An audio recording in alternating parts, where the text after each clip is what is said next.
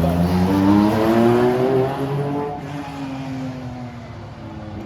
And that is Rowan Edwards in the 1.5 litre GSM Dart. Had a really good run. I believe he may have come second yesterday up there at the Mount Clarence Hill Climb. Dave Blaney out there in the Porsche, the RS model of the 911. Also, alongside Blaney, there are some other Porsches out there as well, including David Broughton. And David coming down now into turn number 1. The SC model Porsche, 1956 model Porsche, a very early model. There's a Triumph, one of the V8 Triumphs moving through. The 944 Porsche, the only rear vehicle front engine ever produced. 944, going down past the fire station now, car number 88 and 13 as well. Rowan Edwards, hasn't this car got some steam? Just about waxed the concrete wall. And a great lock up into turn number 2. So Rowan Edwards really pushing that GSM Dart. Car number 141, one of the more modern cars, the BMW E36, driven by a returning driver to motorsport in Mr. Howard Heary. And Howard has a distinguished career in motorsport, driving Formula 2 and Formula 3 at some of the most iconic racetracks in England and Europe, including Alton Park, Snetterton, and of course Silverstone Raceway as well. He's also competed in Europe, driving a Cooper Climax, which was a Formula 2 model car, over-wheeled the Forerunner to Formula 1. There's that rear engine car number 5, the rear engine Porsche, and a 7 for car number 60 down here in turn number 1. We did have a slight oil spill down there in turn number 1. Most of the time, just putting a left rear tyre into that oil. That'll clean itself up, particularly after so many cars on the circuit.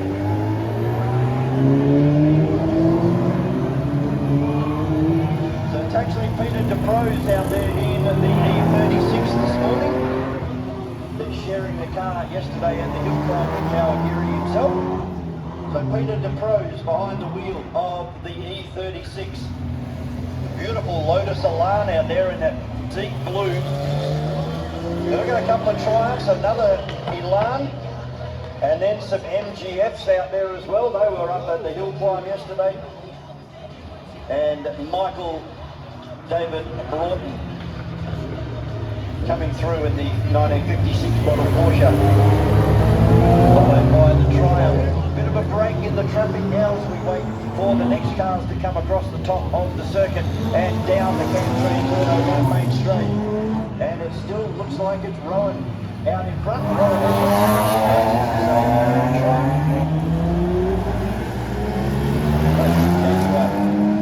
Rowan's stuck now behind the Mini right in front of him. So now this gets an opportunity for the Porsche, the other Triumph and the Datsun Z to have a crack at Rowan Edwards as they go down past the fire station to reel off another lap. And he wins number 1 for Motel Grande, the post-1960 sports cars.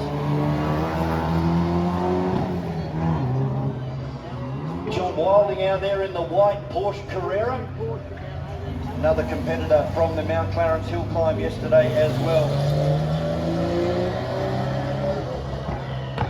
Dave Tweddle, Phil Shepherd out there, not out there, sorry. I can't see Phil.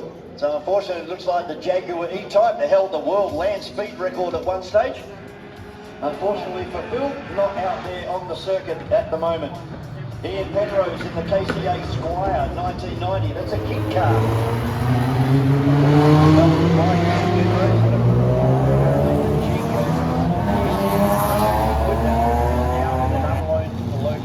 So that makes that Squire a valuable little car. Rowan Edwards down there. Able to get past that lap traffic, possibly on the way up Aberdeen Street. And really starting to drive away from the Jag, the Porsche, the Datsun. Another Datsun in there, 200V. Datsun Triple S. That'll be Tim Falconer from Bridgetown driving that brown Triple S Datsun, a very unique car. There's not too many of those cars around anymore. Same with the Sigma, turbocharged GSR Sigma as well. Very few and far between these days. Wade Stevenson out there, Martin Falconer out there, and Peter Hall. There's a name, a blast from the past, Peter. They're all out there in the tanks, 260s and 280s. So that's did come out in three varieties, the 240, the 250 and but it's all Rowan Dennis out on the circuit at the moment. Quattroporte is coming past as well. Michael Guelphy from W in the 1989 model Porsche 944. And somebody is overheating badly out there. There's a big smell of coolant in the air at the moment.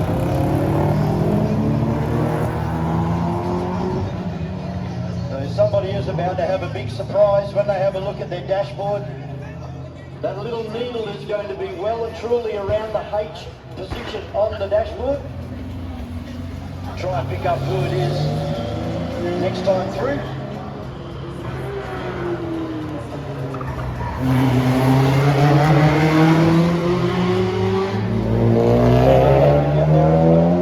Kevin's 327 Monaro now in the hands of Hanbury. That was out there on those VIP rides, but great to see that Kevin's back in the car. 6944 comes down into turn number one, reels off another lap. You flash a flame out of the back of the 944. The turbocharged 280 of Falconer. Very quick car. That was at the top 5 yesterday at the hill climb. And it's one of those last group of cars that has got that coolant smell coming from the motor. Starting to get very hot under the bonnet. Cutler out there, another one of the Porsches as well. Dave Blaney right behind him in the red 911. David Tweddle also out there. He was up at the hill climb yesterday as well. There's another pretty unique little car number 84, Peugeot.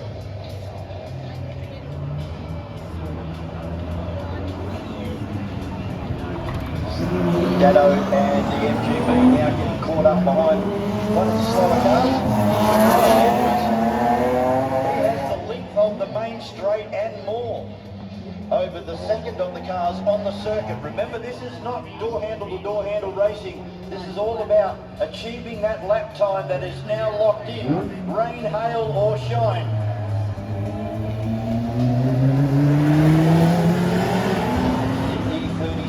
M3 BMW. Here's one of the Westfields. This is a kit car that can be purchased and put it together by yourself. Most of them are powered by a twin cam 1600cc Toyota Corolla engine, a very torquey little engine.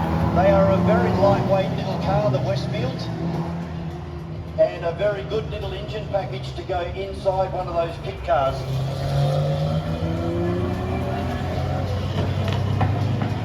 And the MGX moving past 117 Peter McGrath from Thornley, 1997 model. On the circuit here this morning for their practice session. Mobile liveried car of Michael David Broughton through turn number 2, keeping it nice and straight. A very quick car is that M36 M3, on the second gear all the way up to turn number 2. Once he turns the corner, then he pops third gear and drives it all the way down to the bottom of the hill. A very heavy braking zone down there for turn number 3. It's a left-hander. Then they run parallel to the rest of the racetrack through the concrete canyon and and then another hard braking area out onto the off-camber Aberdeen Street, and then up the big hill here at the Albany Street Circuit.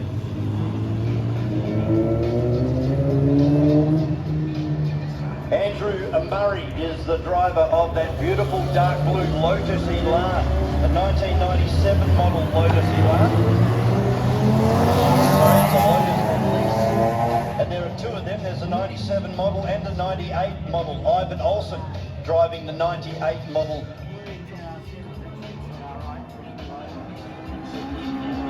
There won't be too much longer left in this one, and now it looks like Rowan, unfortunately, he's caught up with some slower traffic. So if he was being nice and getting held up is just one of the obstacles when it comes to regularity racing. Weather conditions change, road conditions change. This track is what we call green at the moment. We've only had 5 practice sessions on it. The more we run on the track, the more rubber goes down and the more traction that all of the cars will benefit from throughout the day.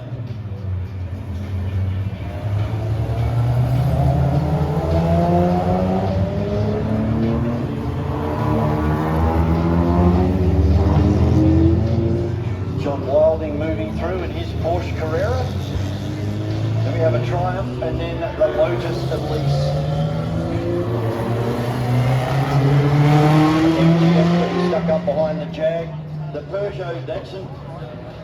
We go back to another MG, the second of the Lotus Elises.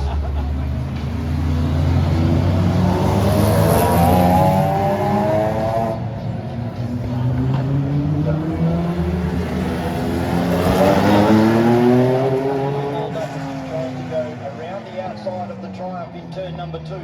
Remember, some of these areas you have to go through single file. If you go through side by side, you will be disqualified. So there is the checkered flag for event number 1 for the beautiful Motel Grande post-1960 sports cars.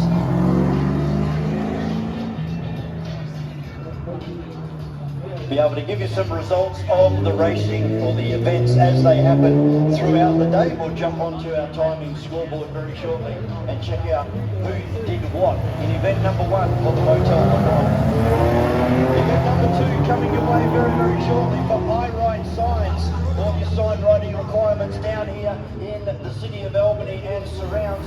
Come and see Blake Watson over there at Eyerite signs. Historic touring cars, they're next on the circuit. This is the Camtrams 2025 Albany Classic. She turns into the corner. It's got Matthew Pratt and Roy Pratt out there as well. Roy driving the XM Falcon and his son Matthew driving the EH Holden. Terry Van der Vingard out there at the Datsun 16.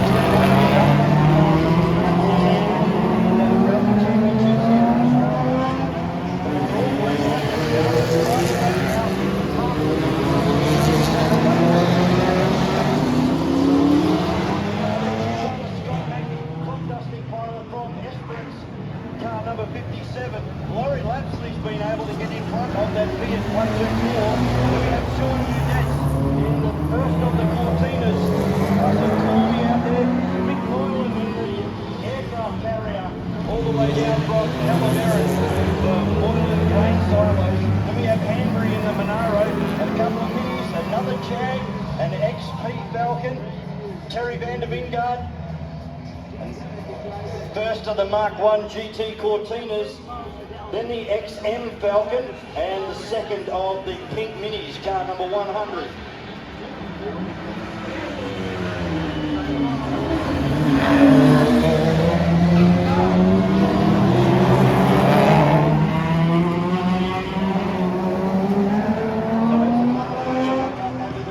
And the last car goes down past the fire department.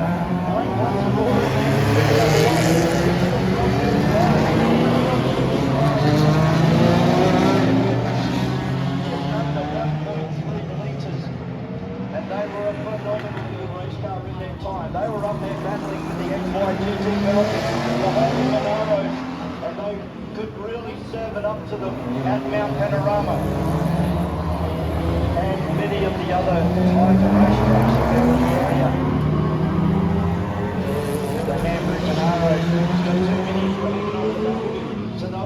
for a move down towards the tighter sections. Down in towards turn number 3 and through out onto Aberdeen Street. They'll lose out up the hill, but that's what they were renowned for. While the bigger cars were hard on the brakes, the little minis were still with 100% throttle. They were able to get onto the brakes.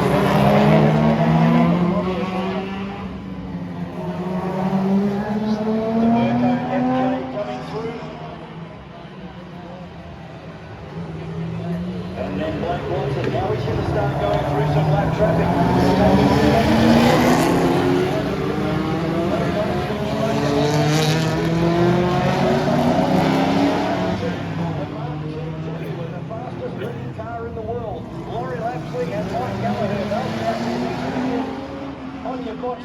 Or you can grab your tickets from Ticketek for the Repco V8 Supercars.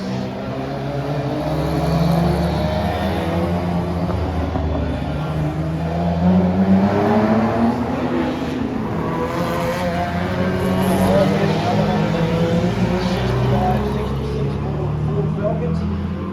And a second of the Mark II Jaguars heading through. Being harassed by a Mark I GT Cortina. There's all Falcons back on the racetrack. And we've seen so many for many years down here in Albany. The Pratt EH Holden, black and the yellow stripes, and the ex-Keith Hornsby car still in the Hornsby family. It's great to see that.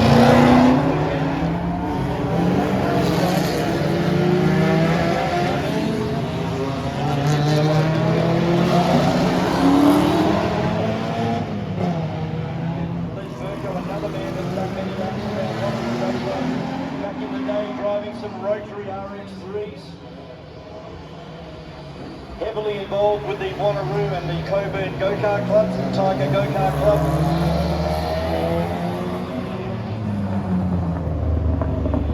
So everybody successfully keeping it off the wall so far here today at the Albany Classic. Great day for motor racing. Not much direct sun on the track because that provides ultraviolet light, and our tyres don't like UV light at all. They go off very, very quickly.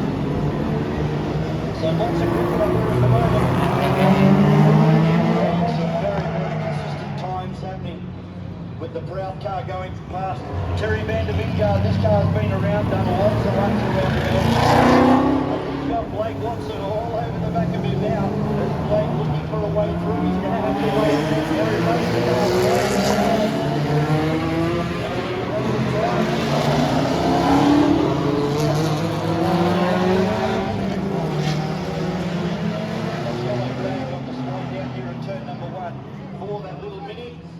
One of the Fiat 124s comes through. The Mark II Cortina from 1971, that'll be Sean Udet's. Hanbury in the Monaro. And a couple of minis and a Falcon around out that group as they head down past the fire station.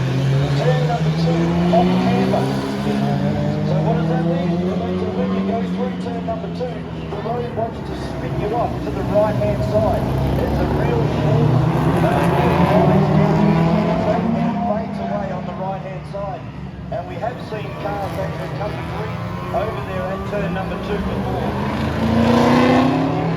That's Blake Watson now starting to harass that EH Holding. So she's been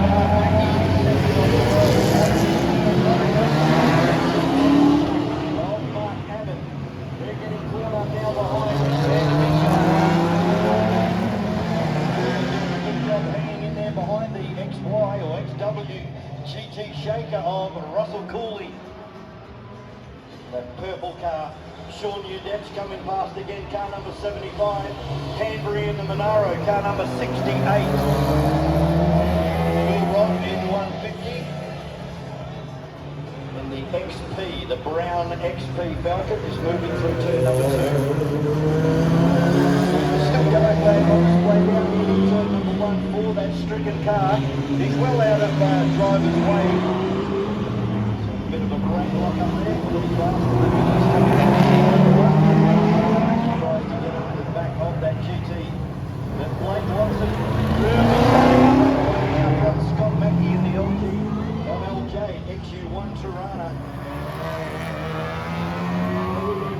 Adrian Ormsby coming past, Mark Abbott and Laurie Oxley. Russell Corley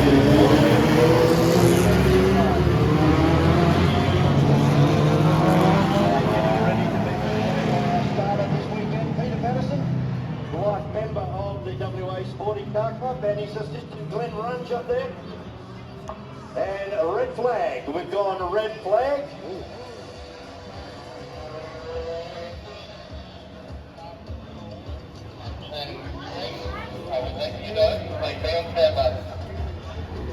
So unfortunately we have had an incident out onto the circuit which has required an immediate stop to this event.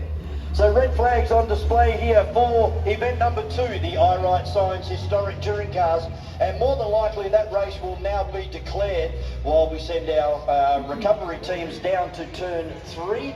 It won't be long. It's something that we don't like looking forward to in motor racing, but it does happen as part of the game that we play. We're going to take a short break, ladies and gentlemen, while we get our recovery and send all of our cars back into the paddock area. Next out on the circuit for Albany Forklifts and Industries will be a huge field of tin tops, everything from Tiranas to Ford Mustangs. There's going to be a great field coming up. Chargers, Tiranas, Mitsubishi, GSR Sigmas, a couple of minis out there, Chev Camaros, and of course the Wolseley all the way down from Grass Valley up there in Northam. We'll take a short break. This is the 2025 Camtrams Albany Classic. Us down from Grass Valley up there near Northam in the 1.5 litre 1958 model Wolseley.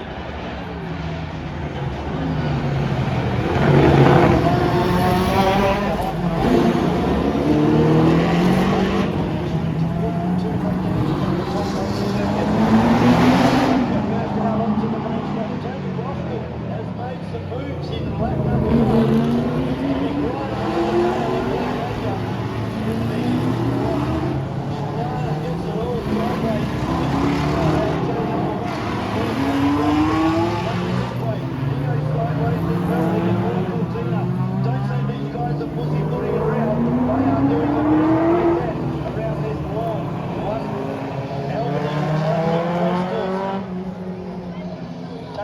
Going through, getting harassed by Jake Reverie in the Valiant Charger. Then we got a Commodore, the Phase 5 Falcon. Then we got the Ford Escort, the Mark 1 from Mexico, with Bartlett driving that one. And we've got a big brake block up down there into turn number 2. I'm not sure what's happening down there. I think I can see a yellow flag on display. So I think somebody's now takes over the lead from Glenn Badger in the Mark 2 Escort as they head up towards turn number 2. And yellow flag on display. No passing, so no passing going anyway. So that's the next they wait forward when they turn the corner.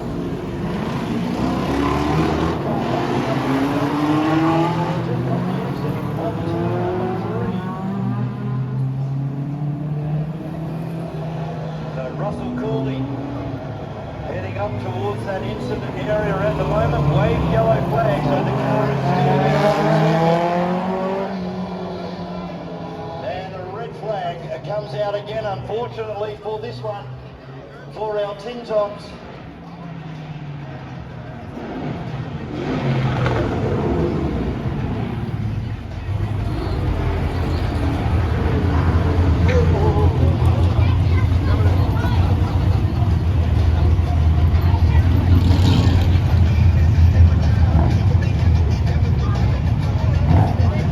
So just having a listen to race control on the radio, that looks like there's a car that has come to grief just outside the fire station. And remember, I was talking about the off-camber of that road.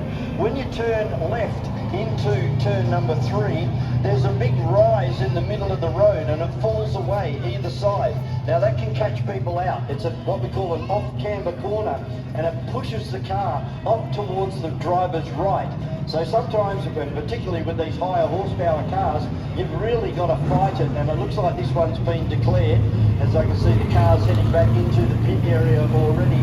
So unfortunately there'll be another little slight delay here while our recovery teams make their way down to turn number 3. But that was event number 3 for the Albany Forklifts and Industries, the tin tops. Plenty more to go. We've still got 2 more complete rounds of racing and we're not even through round number 1 yet. Next coming out will be event number 4 for Blackwoods.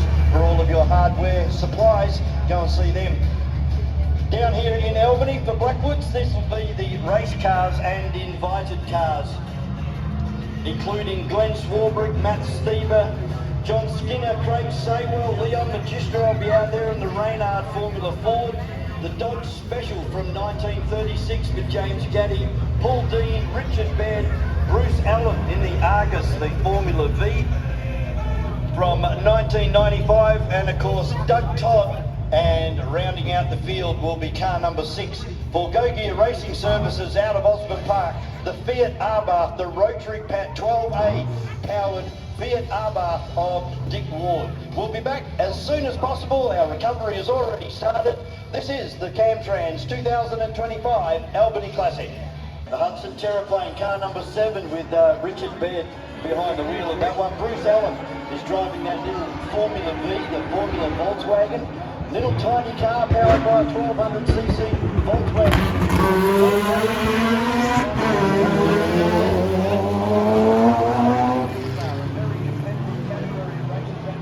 And the Collie Motorplex, but it's all Dick Ward. A guy that's still running around into his 80s and still enjoying his motorsport in the 12A Rotary. He's got another 12A Rotary right behind him, the RX3 of Craig Saywell. Then we go back to the 2 of our Formula Fords, that's Leon Magistro and Glenn Swarbrick. There goes the little Formula Volkswagen looking for an outside plane. Moves right over in front of him, just about put the Formula V into the witches' hats. So car 37 going through now as well. Haven't got a driver on car number 37, but that's the Dodge. Dodge.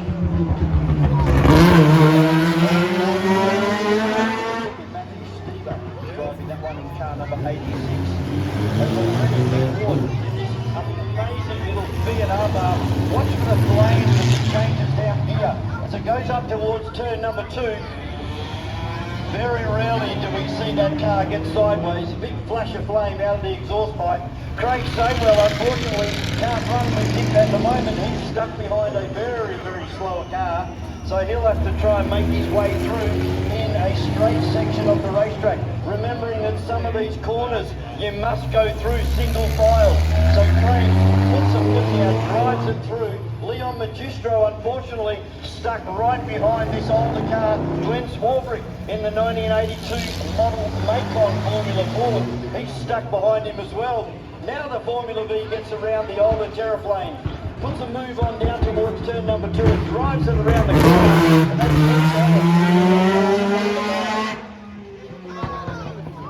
car was rebuilt by the Formula V specialist here in Western Australia, a guy called Anthony Lees. And there comes Dick. He's already onto the tail of our back markers already. So he has the entire front straight and up into turn number 2 and still going. Dick Ward in the next postcode compared to P2. We're still waiting for P2 to come out onto the main straight. Here it is. It's Craig Saywell in the RX3 Mazda.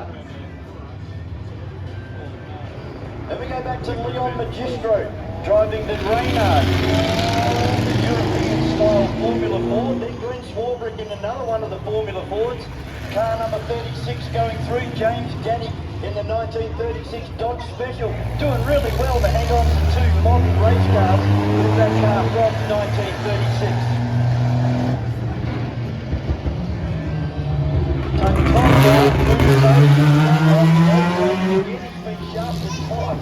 Going between turn 1 and turn 2. Bruce Allen having to keep his eyes and ears open for these larger cars. It's another one of the Formula Vs, a very old style Formula V. I couldn't grab the number on that one. Almost like the old TQs that used to race at the speedway tracks. So here's Dick Ward now, just trundling down into turn number 1. And is there a mechanical issue on board the Fiat Abarth? There's maybe an overheating engine in that one, the 12A rotary. So this will give an op. Oh, there's a big lock-up from Leon Magistro. Just about came and saw me in the commentary box. Oh, the 1936 Dodge Special gets all super sideways out of turn number 1 as well. These guys are really, really trying. And just having a look at the black skid mark. Leon Magistro, he was very lucky to get out of that one. You have a tendency of pushing harder and harder when your brakes lock up.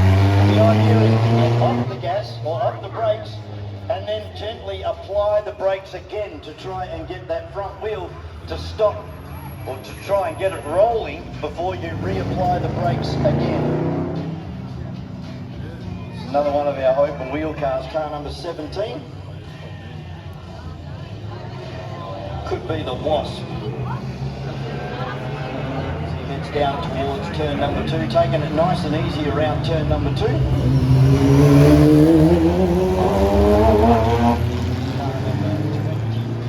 believe that could be the Squire. V8 powered, that's the Morgan, sorry, the Morgan V8 powered. So Craig Saywell now takes over P1 from Leon Magistro, Glenn Swarbrick. Then we've got the Bruns Dodge, car number 36 of James Gaddy. In the middle of the bunch here as they go through turn number 2, everybody getting through quite well. Oh, there's another big lock-up, this time from Bruce Allen in the Volkswagen as he runs around the outside of that really slow car from the 1930s. Bruce Allen trying to redeem some time. He's lost a lot of time. He's been held up a couple of times during this event. It's car number 7. That is the Hudson Terraplane. It sounds like it's got a bit of a cough happening there.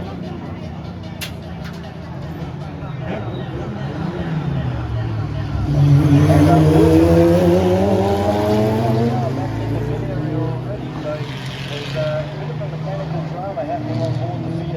the 12A rotary.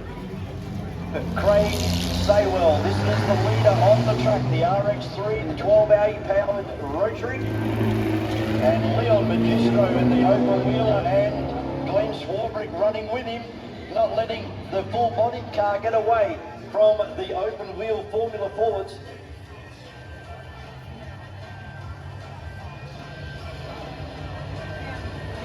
You can see that Bruce Allen now starting to make a lot of ground on these cars. You can hear him on the gas. That's all 1200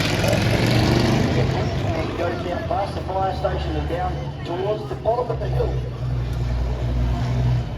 Some of the older cars, well, this got just about whacked the wall on the way out of the final corner. It comes down. This could be the Hudson Terraplane. It is car number 7 of Richard Baird from Osborne Park up there in Perth. And he's followed by Doug Todd out of Chiglo in the Ballot. Ballot date changed to 1928. Bit of steam coming out of this blue car, car number 96.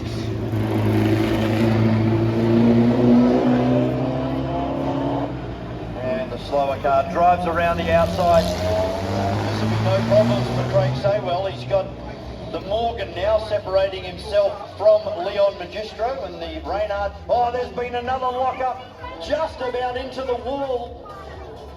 I think he saved it. And Bruce Allen, he locks up as well going into turn number 2. That's good news. Driver's able to reverse the car and get it going under its own steam. I don't think it's even hit the wall. It came very, very close. And a red flag. So there has been another incident around the track that we're not aware of. So that will bring to a close event number 4 for Blackwoods. The race cars and invited cars here. One more event to round out round number 1. We've still got another 2 rounds to go through the afternoon, including our TT races. And next out on the track for Albany Scaffold hire will be the pre-1960 sports cars, and these ones date right back to 1927. I think the oldest car is about 1960. 1968, it's an MG Roadster compared to the Chrysler Silver Wings of Graham Cox from Inglewood driving the big Chrysler Silver Wings. Looking forward to that one. Stick around, lots more to come. Our recovery team on the job again, having a busy morning here at the 2025 Camtrams Albany Classic. Gert de Klerk out there, car number 7. Gert's had some success down here in Albany over the years, and also at Wanneroo and the Collie Motorplex as well in years gone by, and of course Northern. And if you won't hear us talking about Albany and Northern, they are the only 2 street races that are left in Australia, and that's thanks to the safety diligence of the organising committee down here in Albany, and of course the Vintage Sports Car Club. There's a bit of a compression lock up there, and this is one of the cars that runs positive camber. You can see that the bottom of the wheel sits under the outside of the top wheel. So that's completely opposite to how we set up a race car these days. We run negative camber. But these older cars, some of them run positive camber, and it's very, very strange to see. Some of these cars, they will shake the front ends, and you get this rattle happening on the 2 front wheels under brakes. You see that evident in car number 207 as he tries the inside line to get past one of Graham, throwing around the big Chrysler Silver Wings. He runs right out wide. He's got Sarah Fry behind him, and also the 105, the SE Ford Anglia of Ben Langford out of Bobby up there in Perth's northern suburbs. So good field. I can hear him running down through the concrete chicane now down at the bottom end of the circuit, and already our leaders coming down the main straight, so they're starting to spread themselves out quite considerably. But it's car number 1 leader on the road, and that is Peter Eastwood from my neck of the woods in W, up there next door to Scarborough. Triggs, Sarah Fry running past the MGB, another one of the MGs, car number 68 also moving through. That's James Morgan. That's the youngest car out there, the 1968 Roadster, the MGB Roadster. Another car running positive camber, car number 45. That's Jeff Finlay in the New O'Reilly.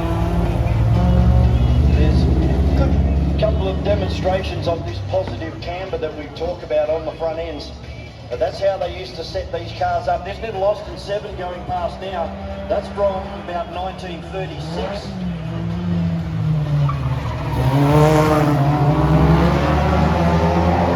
That's 1929 was that one, so we got a 29 and a 27 out there. 2 of the Austin 7s on display today at the Albany Classic. Big handful of revs from car number 1. Throws it through turn number 1 for the first time. It's Peter Eastwood doing a great job throwing that car number 1 around.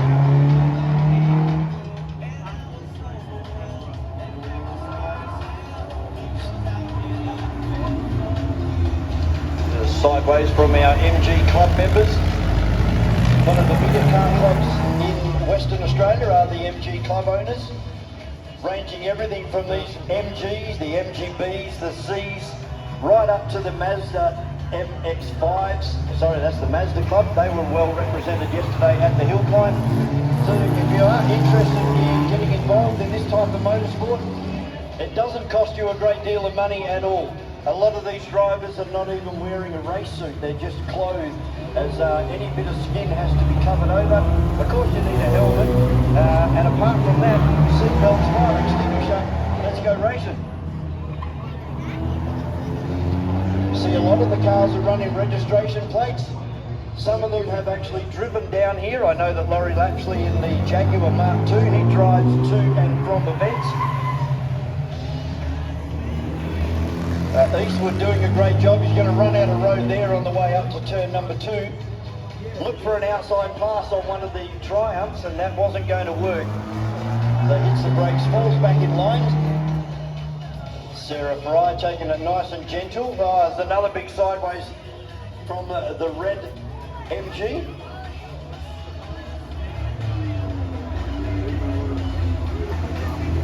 Said lots to think about when you're out there on the circuit. There's the obvious, the concrete wall, but there's grills, grids, there's drainage, there's change of road surfaces, and particularly when it rains, there's oil, coolant, all types of things to worry about, the white painted lines.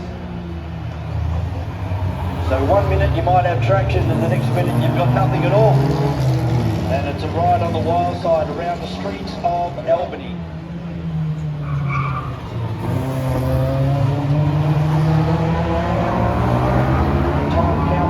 This one is great to see this particular category behaving themselves, driving appropriately to the conditions.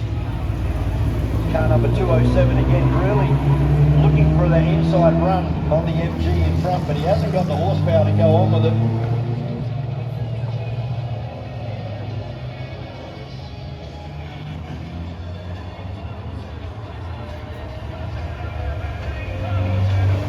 Ben Langford, 111.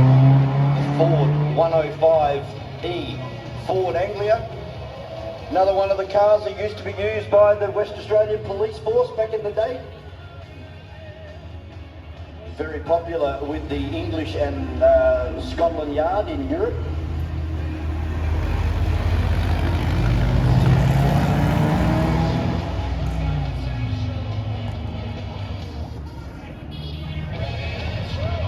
Body now on the other end of the racetrack while our leaders coming down into turn number 1.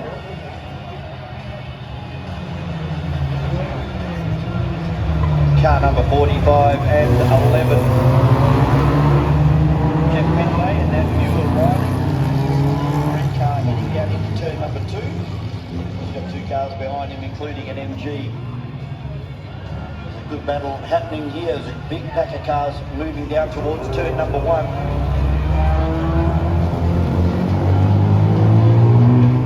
Car number 120 just about rear-ended the car. That's Dave Shannon, local in the Jaguar, the 120 coupe.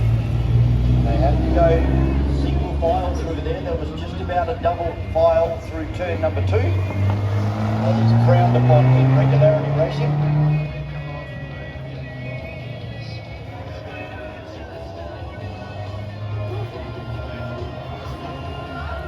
James Morgan, car number 68, the MGB Roadster. 57 years old is that vehicle, and the youngest vehicle out on the circuit at the moment. Time counting down, won't be long till we get a checkered flag on this one, and that'll bring to an end round number 1. 2 more rounds of racing to come your way this afternoon. Hope you can stick around, particularly for our trophy races coming up later on this afternoon. There's another 4 or 5 cars heading down into turn number 1. Car number 11, the first of that pack, all the way over from Victoria this weekend. The Lambda, built by Lancia back in 1927. It's come all the way across from Victoria this weekend. As the Jaguar Coupe, the 120 Jag Coupe. And Eastwood still getting that car very sideways on the exit of turn number 1. Filing through a little bit more sedately as they go through. There's the second of the Austin 7s. Unfortunately, haven't seen Gerd de Klerk in this one, car number 7. He must have had a mechanical problem in event number or in practice this morning, so hopefully Gert can get that car turned around and back on the circuit for the rest of this afternoon's action here at the Albany Classic.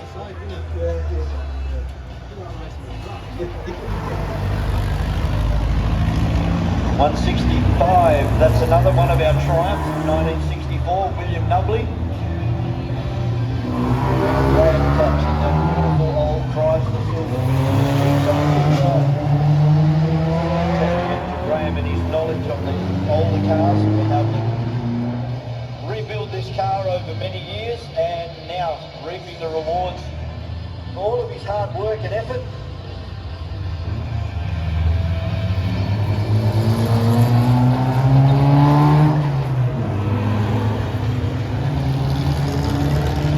Again, lots of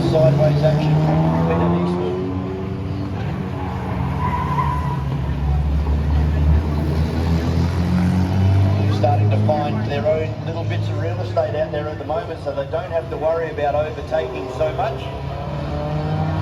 which helps in this whole game of regularity. You don't want to be starting to get involved in a fight with another driver because you start to waste time.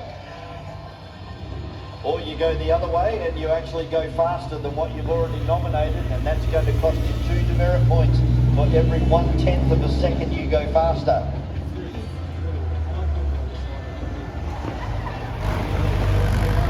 A little Anglia.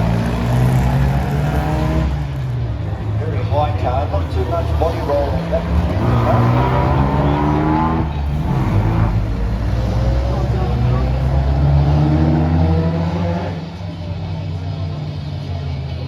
Graham has a good look over his right shoulder on the exit to turn number 1, just to make sure he's not going to squash anybody into the sandbags or the witches' hats up towards turn number 2. Oh, it's a big sideways, a big tank slapper from Peter Eastwood. And he just about wore one of the historic buildings down here in Albany with Peter Eastwood really pushing that car. See what happens next time through. I bet he's learned a lesson and be off to the dry cleaners after that one.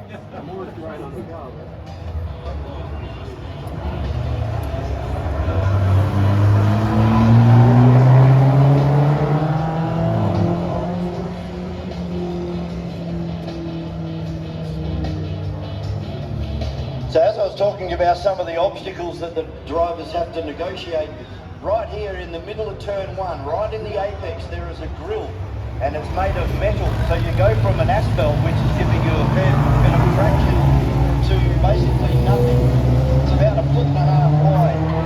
So once you hit that, you've got nothing. Then you need to get those tyres to turn again and bite into the asphalt. I can see Peter Patterson with the checkered flag in his hand, and that will bring to a close the Albany Scaffold Hire pre-1960 sports cars, event number 5 of 15 here this afternoon at the Albany Classic. Great to see these guys getting through an event without any hold-ups or red flags. That's the way it should be.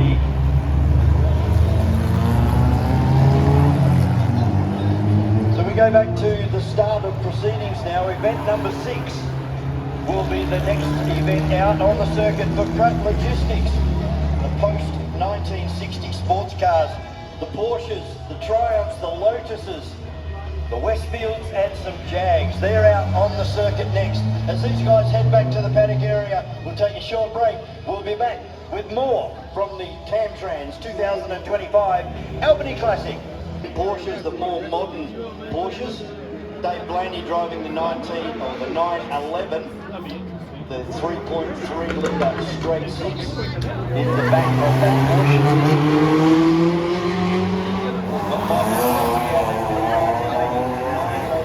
Rear engine Porsche. The 944, the only Porsche model that had an engine in the front. Another one of our more modern cars is this BMW M3, just heading through turn number 1 now. The E36 variant of that particular car.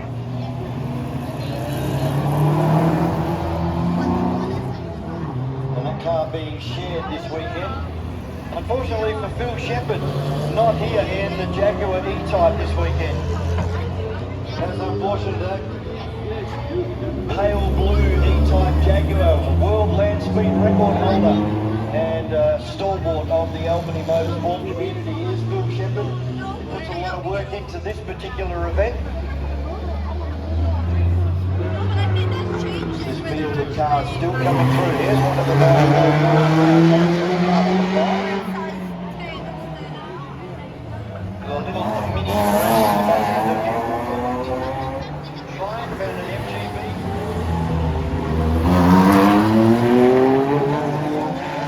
The later model of the MG variant. Front-wheel drive convertible cars. Cutler coming down now. This guy's really quick. Car number 181 in that Porsche. And that one is a replica of the 911 RS. Then we go back to Dave Blaney in the red Porsche, the 9 911 with the big whale tail on the back. That is an original 911 RS.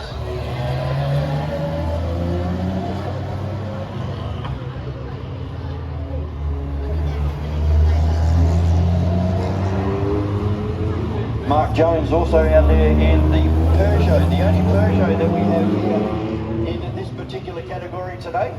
It's a 205 GTI model Peugeot, 1985 model, just as we all swapped over to unleaded fuel.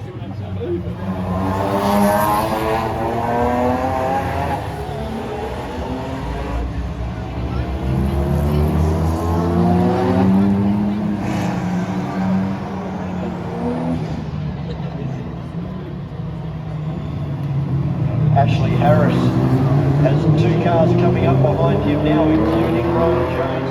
Rowan looks for the outside run around turn number 2. Then we go back to the E36 BMW, the 911 of Cutler. Dave Blaney not too far behind him as well. The Datsun Triple S is also in there of Tim Falconer.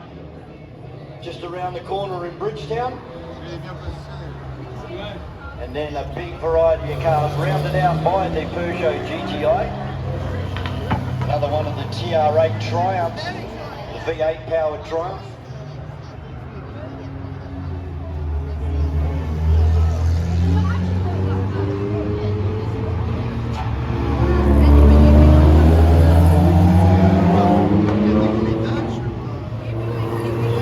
Robert Blamwell moving through straight six.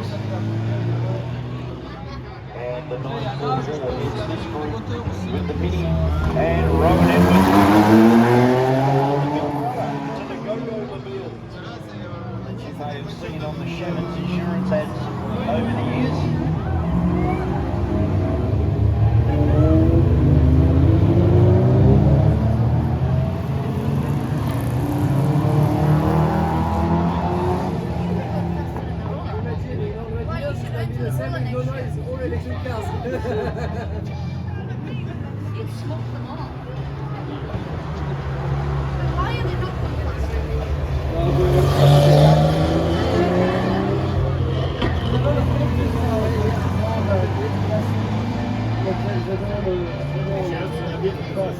It's also like there's not really places to put it. That's really good section to put it.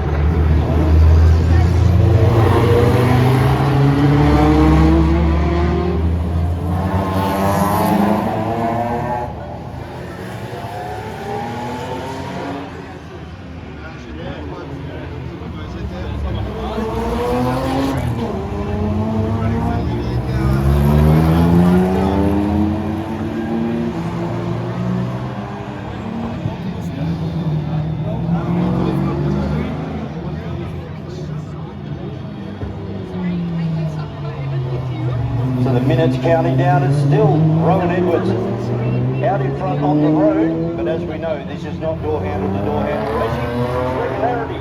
They've locked in a time and the idea is to hit that time without being penalised. The winner of the event, or the particular race that we're looking at, is the person that has the lowest amount of demerit points after their allotted time or laps. I believe we're doing about 5 laps for each of our, or some of our categories are doing 5, and then some of them it is time controlled. So our more faster cars, of course, they will be running to a time limit. There's Michael Broughton bringing this beautiful 1986 model Porsche down into turn number 1. That car has done a lot of miles here at Albany but Northern, and also at the Wanneroo Raceway and Collie Motorplex.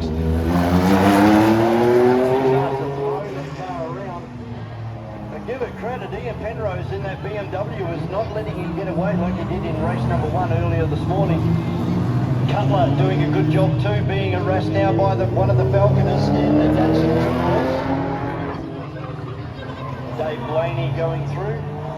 3-point lead, 3-litre Porsche 911 with that big red whale tail on the back.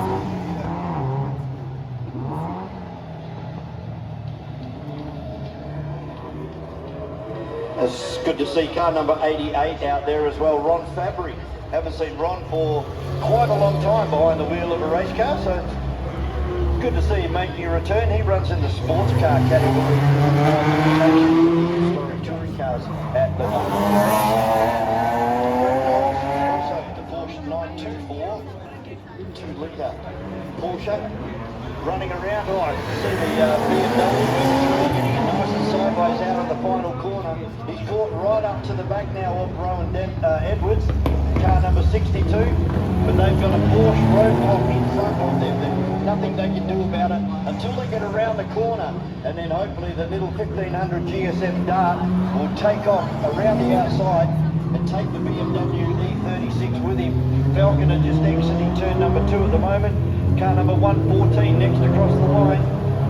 Then we have car number 5, 911 of Blaney, 95, the little mini of Jason Jenkins from Medina, south of Perth. And then one of those ultra quick little Westfields, the little yellow car, the open wheeler.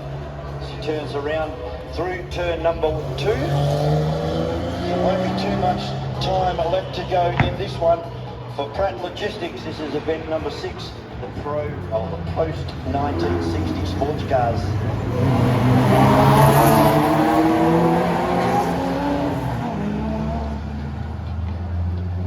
Car number 85. Again, running a lot of negative camber on that car, where the top of the wheel is on the inside of the bottom of the wheel. Leaning it right over, that can give you some more traction as far as your front end, but you do run the risk of blistering the insides of the tyres. Not all the contact patch of the tyre makes contact with the road, so it starts to overheat and you start getting blistering. Common problem that you see occur at Mount Panorama. The guys get a bit greedy with the negative camber, and then they start to run into difficulties during the latter stages of the Bathurst 1000.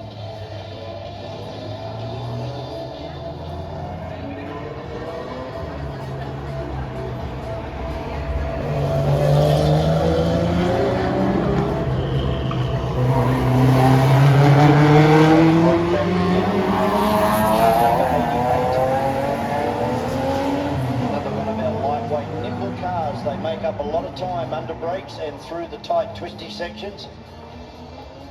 And Rowan Edwards coming through again, the car completely under control as he comes through turn number 1 and 2. The 36, the M3 BMW. Then Cutler and Falconer, David Broughton moving through turn 2 at the moment as well. So second and third of the Porsches, it's Blaney and car number 840 of John Wilding. The white Porsche just going through, a Carrera 3.2 litre 6-cylinder. And Martin Falconer now getting blocked, and he's got a traffic jam queuing up behind him as they try and negotiate a slower car up through turn number 2.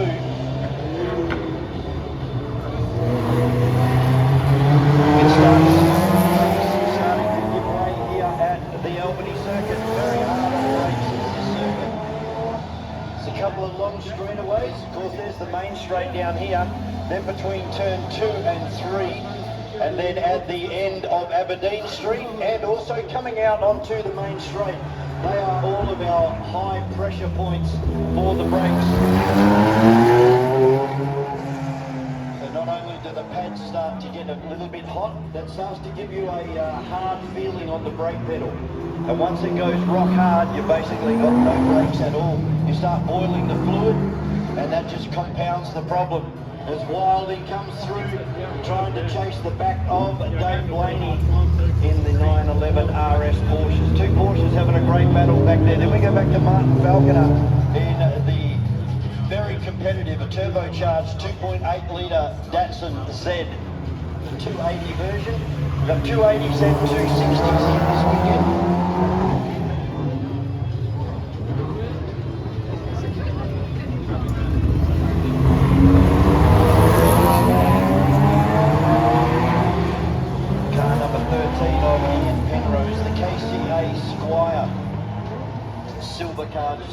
through past the fire station now and down into turn number 3. A kit car that unfortunately the moulds whereabouts are now unknown, as Peter Patterson, a life member of the West Australian Sporting Car Club, throws the checkered flag, and it will be Michael Wharton that goes across the line first, so there is still a considerable amount of cars to come across the start-finish line. That's event number 6 for Pratt Logistics, the post-1960 sports cars. As Martin Falconer brings that turbocharged car, you can hear it spooling up as it exits the corner. A very quick Datsun Z. Don't forget Abby's earth-moving surfaces for your Bobcat truck and excavator. All aspects of Bobcat and the drainage work. They do general earthworks, driveways, sand pads and clearing. And of course excavating, site and yard cleanups. Abby's earth-moving services. You contact Keith on 0412 359 870.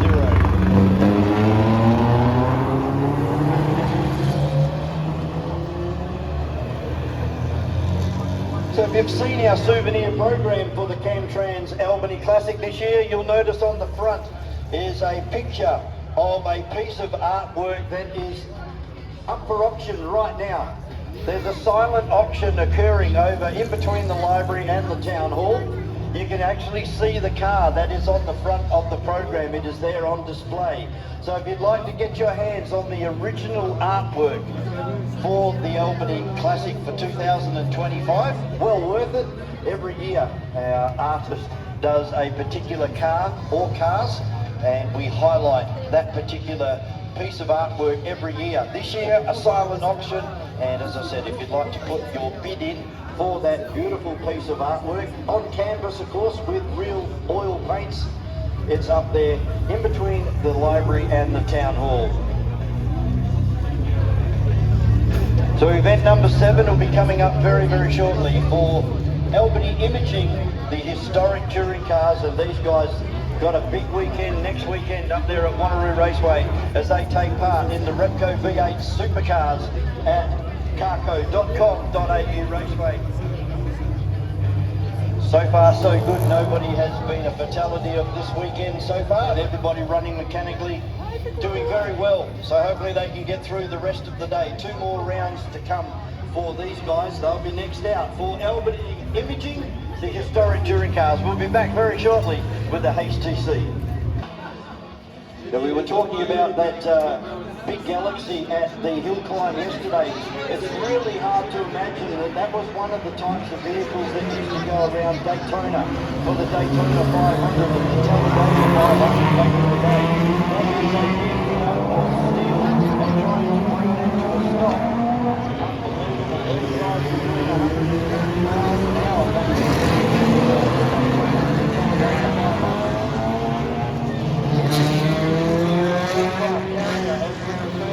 Up there at Wanneroo Raceway, and our leader already down along the line and down past the fire station for the second time.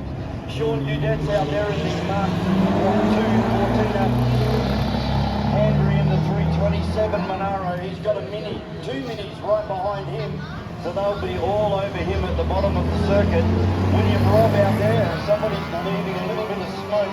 May have been a bit of a brake lock-up on the way into turn number 1. Wasn't the Falcon, it may have been the group of cars just in front of the Falcon and the EH. Pratt driving the EH. Adrian Hornsby out there in Keith's car, and oh, there it is, it's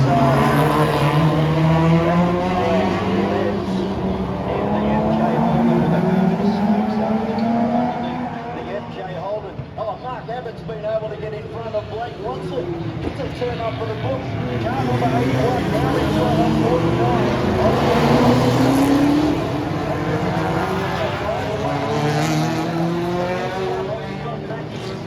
Go back to the Fiat and the Jag of Warren Ramsey, car number 8. Second of the cars, the Patrick Dick car. Another one of the Jaguar Mark IIs. Three of the Jags here this weekend.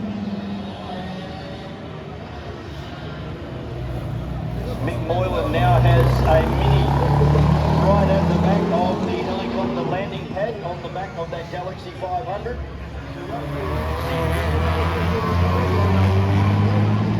Pratt family moving through, with Dad driving the Falcon and Matthew driving the Caddy.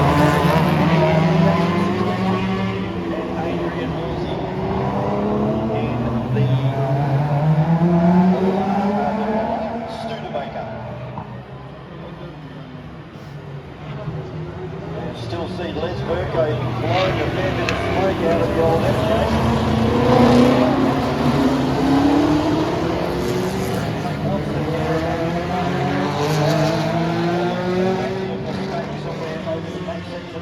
For Mark Abbott. There's only 2 carlings off the back of Blackwoods. And Russell Cooley coming past the first of the big V8s. Then Hanbury. Mick Moylan with 7 litres of Ford goodness under the bonnet of that Ford Galaxy. And then some of the smaller Fords starting to come through. The Mark 1 GT, the 1500. There's a Lotus Cortina also here today, a 2-litre Lotus. And the Pratt family rounding out number 2. Both cars are going well this weekend so far. But looks like most of them might have to get that car back out for the next round. The old Humpy, here she comes out onto the main straight. She's got down, blowing a little bit of smoke as the old girl.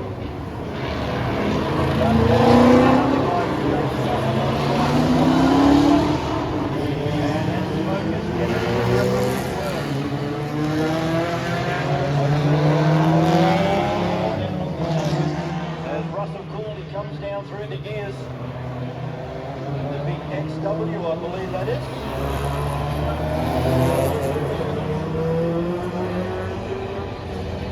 No, that James Alberti from Meriden. It's an XY. And I'm wondering whether that may be one of the Vancetti family synonymous with motorsport and speedway in Western Australia. Unfortunately, Tom Tyler not here this weekend.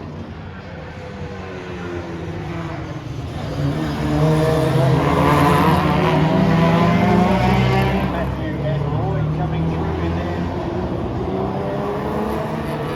And Ford Studebaker Lark just heading up into turn number 2. The cars that were used by the WA Police Force as a pursuit car.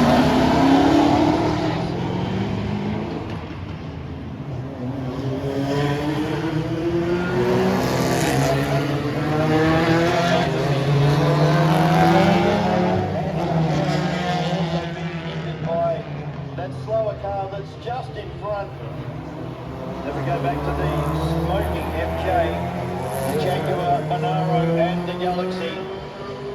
Cortina Mini. As they reel off another lap of the Albany Street Circuit. Nathan Hadlow and Sean Newdent's out there as well. Coming through the car number 12, another one of the Mark 1 GT Cortinas. Very close to my heart. That's what I won my state championship in many years ago. As the Falcons now start coming down into turn number 1, the 6-cylinder power. Roy Pratt and Matthew Pratt in the Adrian Halsey. Two fast guys out there in the middle flying. Then we go back to the LJ XU1 Tirana of Scott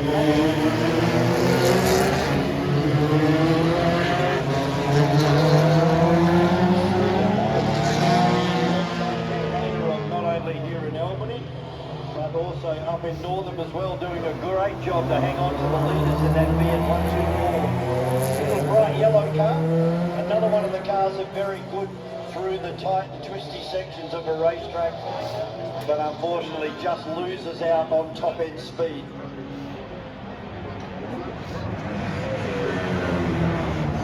Another road going.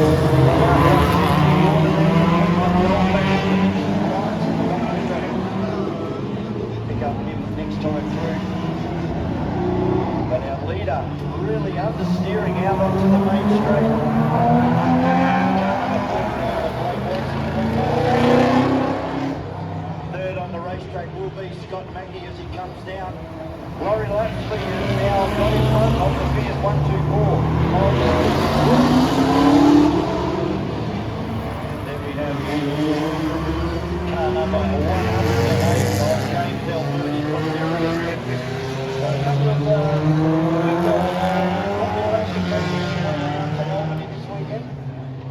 including Mick Moylan from Calaveran.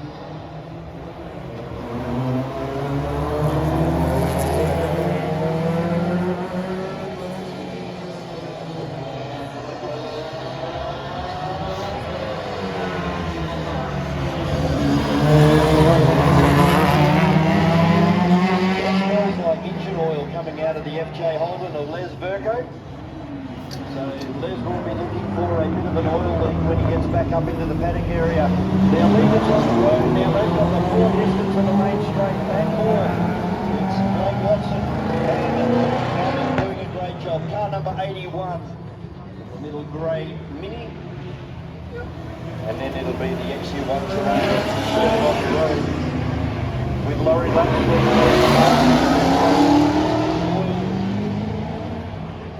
James Albany, first of the big bangers.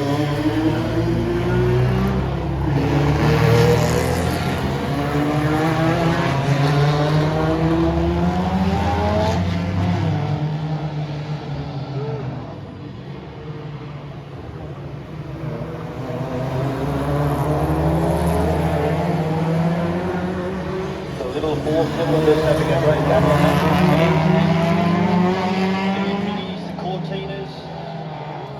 Datsun in there as well.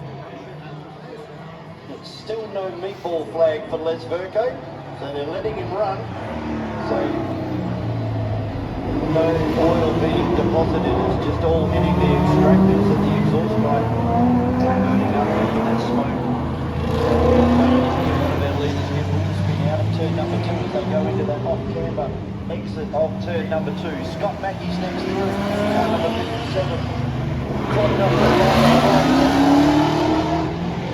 his partner Christine Malone here also in car number 91, little Mark 1 Escort. Adrian Hornsey coming through car 72.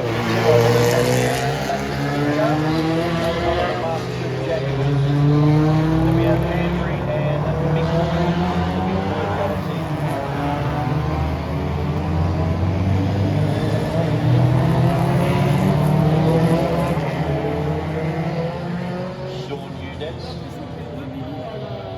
Mark II Cortina, another one of the Mark I 1964 model Cortinas, the pre-cross load, where both the exhaust and the go into one side of the engine. And it looks like we have a retirement down here. Yep. That's one of our little minis. I don't think that was, well, it could have been Mark Abbott actually, in car number 81. We'll wait and see whether Mark comes in. Car number 81 of Mark Abbott. Looks like he may have come to a standstill in the exit of turn number 1. Steve Boyle going through car number 33.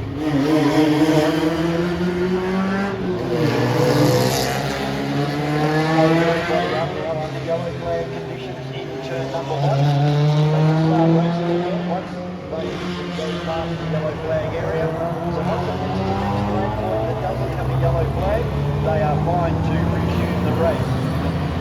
So in this case, they have to go up to turn number 2, single file, no overtaking allowed under yellow, and then continue the race down past the fire station, down into turn 3 at the bottom of the hill.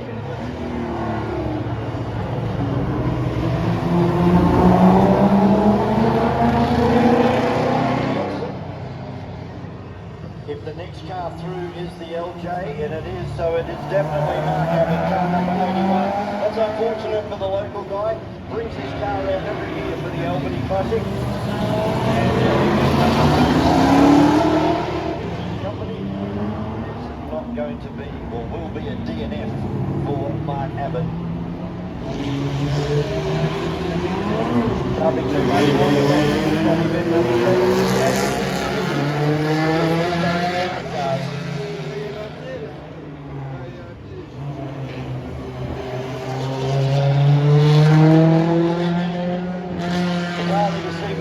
Driving with the Moylan Range silo that car has competed in many of the Targa Tasmania events over there in Targa in Tasmania. Very successful car for its size, and we've gone red flag. So red flag out on the circuit. So they will bring this event to a close. Event number 7 for Albany Imaging. This is the historic touring cars, and they will more than likely all return back up into the paddock area now.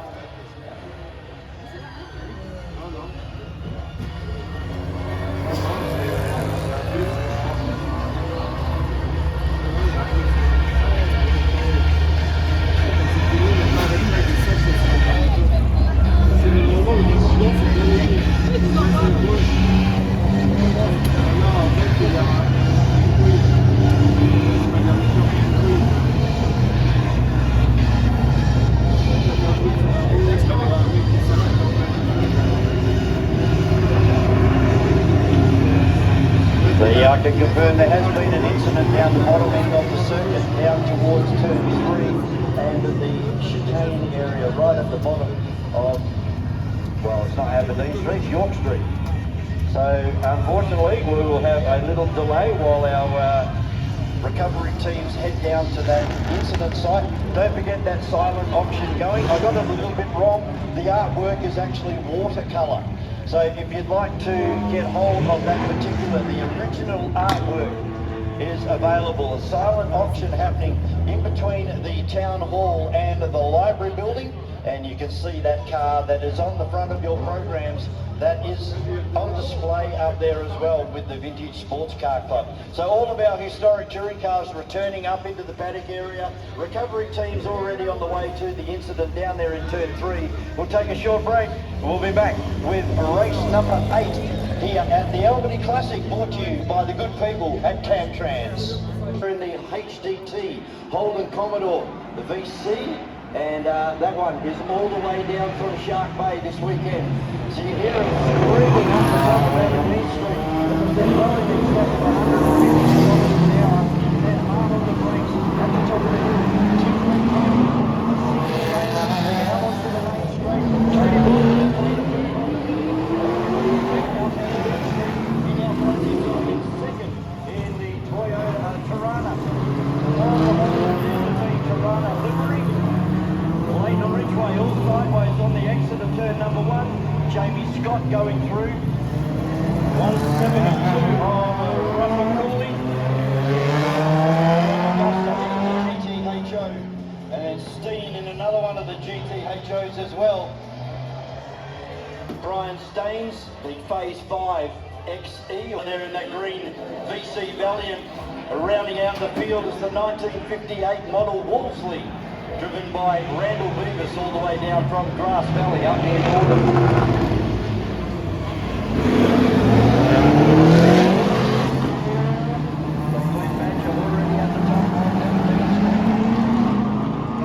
Overtaken by Tony Roskill in the Malta. The 1976 model Tirana, done up to the car. Very good. 9 times in the Panorama champion, the king of the mountain.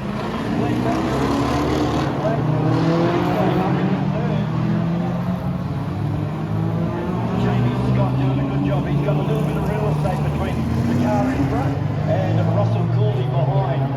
So Tony has to worry about the sneaking up behind him. Steve Pitts going through. Daryl Staines. Paul Bartlett in the Niddle Escort from Mexico. The GSR Sigma. Azapati, Purser, Malone, and Randall Beavis round out a Kingsfield as already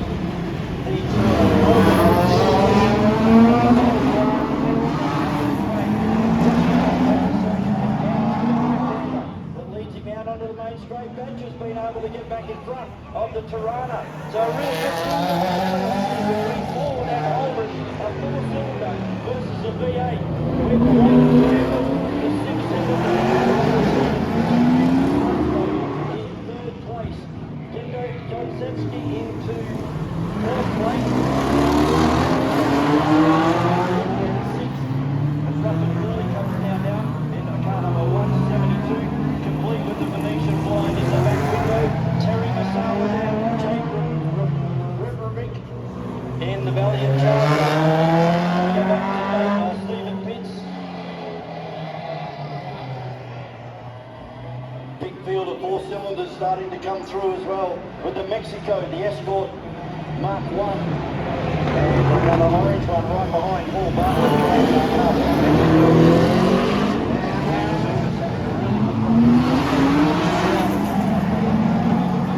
Grande in what we call NA, pre-1962 model. It's a 1958 model Walkley. It's the Australian historic touring car motorsport.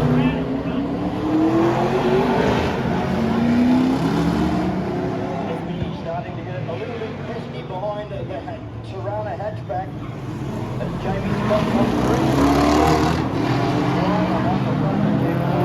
Jamie's car has made contact somewhere at a race meeting. Terry Massara, Jake Reverie, and this will be the next car through. Bit of smoke coming out. Not sure whether that was a brake lock-up or that was oil smoke. We'll have to keep an eye. No, it's oil smoke coming out of the black VC Commodore.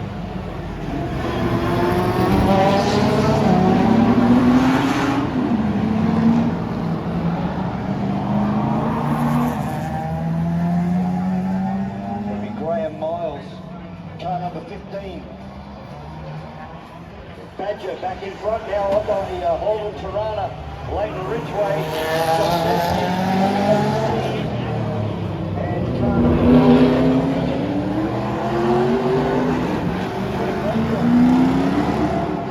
I've got Tony Roskell down as car number 5, which is a Mini, so that doesn't equate.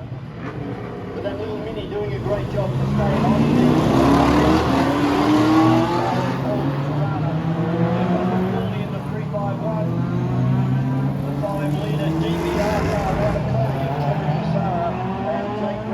Running a 360 cubic inch Chrysler, and that car is an automatic.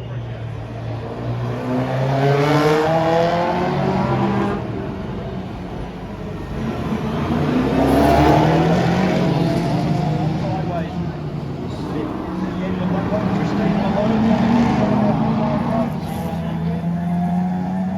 And here we have Randall Beavis. At first on the road, they've changed positions again. It's Tony Roskell in the 05, the Marlborough Holden dealer team. Holden Tirana. Holden Glen Badger.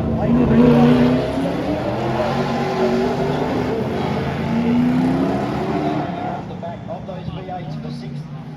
Then we go back a long way now to Jamie Scott, car number 51. Russell Williams, car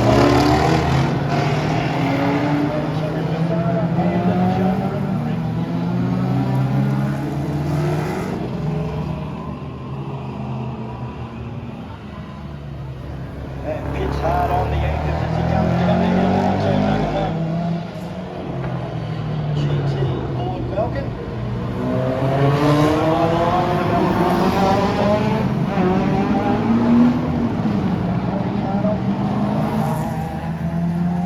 And then there was that big accident at Bathurst with Bill Smith. Barrel rolling down the fence on the exit of Forest Elbow. Just about split that car in half. And now they're starting to come up on the back of the Wolseley. Badger back in front.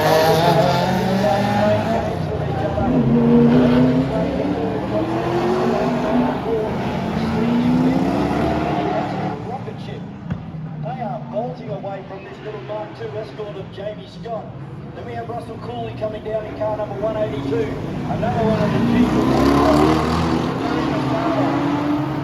One of the best presented. Holden Tirana, Jake Reverie in that 360 V8 Chrysler. And pits again, hard on the brakes, trying to get this big car slowed up. Just about run out of legs that time coming down the brake. Smoke coming out of the back of this car now. Brake lock-up down into turn number 1. The little GSR signature. Smoke coming out of the back of Purse's HDT corridor. White car number 9.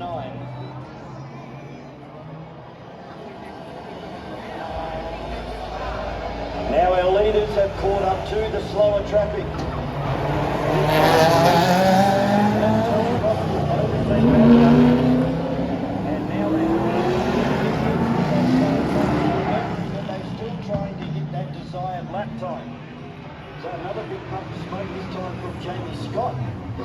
out onto the main straight, down into turn number 1. The city of Albany for this weekend for the 2025 Camtrams, Albany around the houses.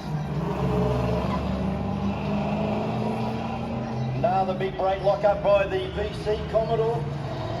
The 1981 version of that VC Commodore. Then we have Fitz, Stains,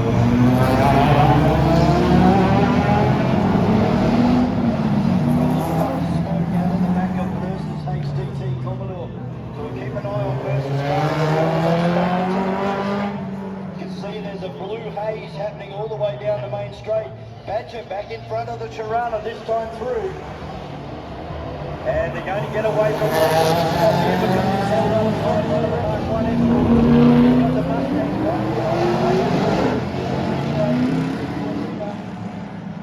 Then it was David Steen. Random Beavis will be wondering what the heck is going on. These cars blowing past him. They're giving the motor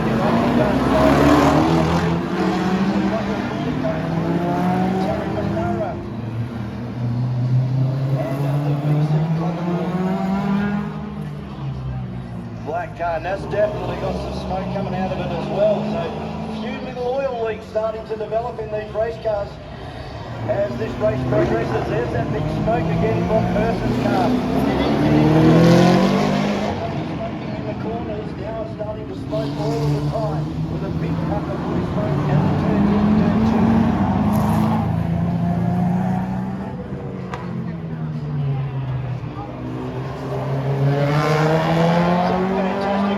Between the Tirana and the Mark II Escort of Glenn Badger.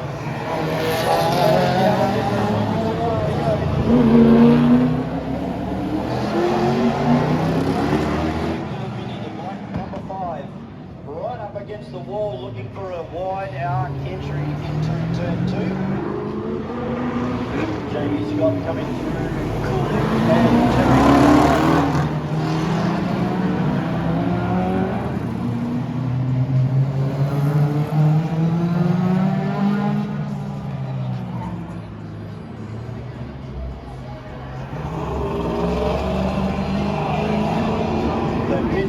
Starting to hold up the phase 5 Ford Falcon. I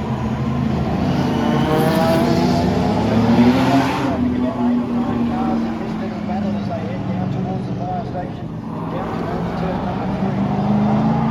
Really start to see that oil smoke now down in the main straight and down into turn 1 and 2. Now this time Tony Roscoe's got Christine Malone between himself and Glenn Badger.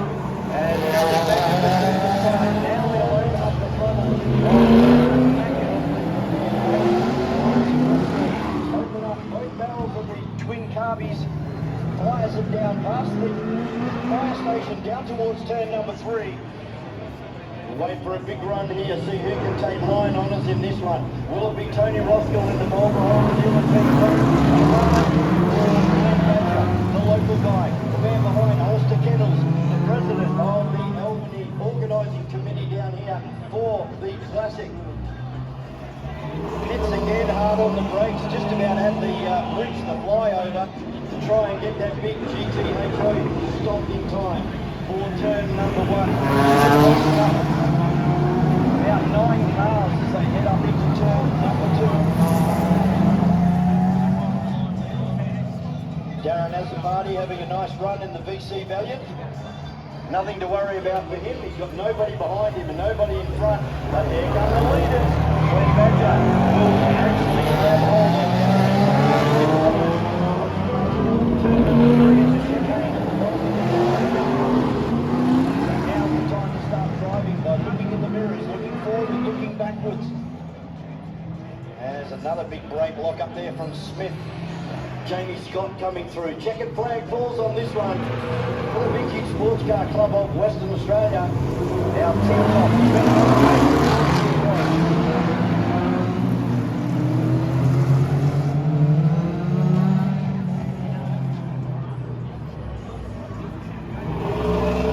So the rest of the field making their way down to accept the checkered flag. Steve Gibbs coming through in the exit wide.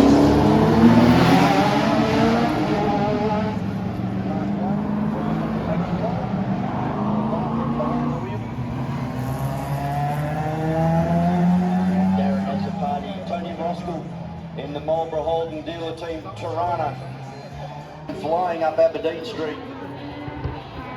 Here they come. So it's both the Rotaries well out in front from the rest of the pack. I can see Leon Magistro.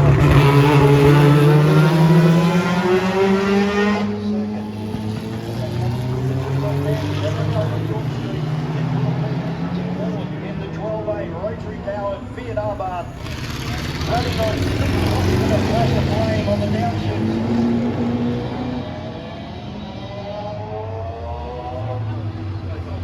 Leon Magistro in third on the road. And I think that was car number 36 of James Gaddy in the Dodge Special. And he was really throwing that car around.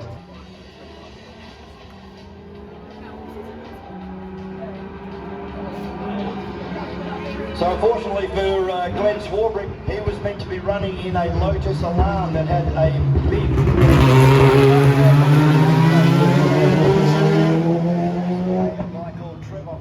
back in the day, multiple street car champion. Unfortunately, the car not quite ready for this weekend, so Glenn's jumped back into his Formula Board. The ever-reliable 1982 model Macon. Fourth on the road at the moment, just behind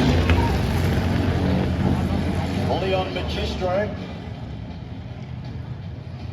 And James Gaddy getting all types of friendly with the back end of Glenn Swarbrick at the moment. All over him like a fat kid over a cupcake as they go down into turn number 2 and down the hill. Interesting to see whether James Gaddy in the Dodge Special can get past, but they were very, very close. And unfortunately the Formula V of Bruce Allen come to a stop. He's well off the circuit, so there won't be a yellow flag on this one. 1200cc running Volkswagen suspension front and rear in a monocop.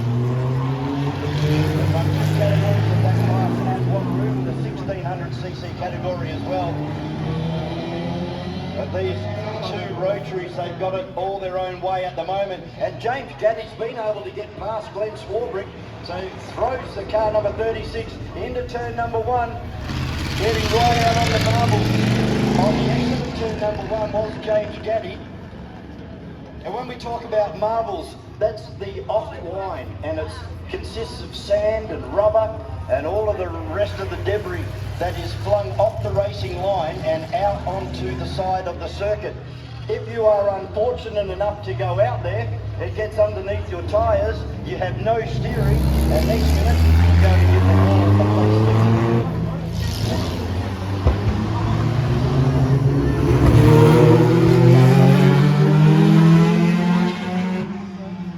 The Hudson Terraplane, and that was having a bit of a cough last time out. It seems to be running a lot better this time. 1987, just before World War.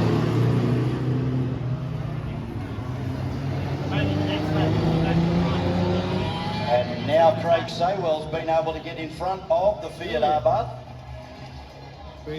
Crackles and bangs and shoots some fire. And now Magistro back in front of the Dodge Special as they head into turn number 2. Good battle on the road between a modern day Formula Ford and something from 1956 Dodge motor on board that Dodge Special as they are now down in the chicane area at the bottom of the circuit. I think already our Rotaries are already just about at the top of the hill.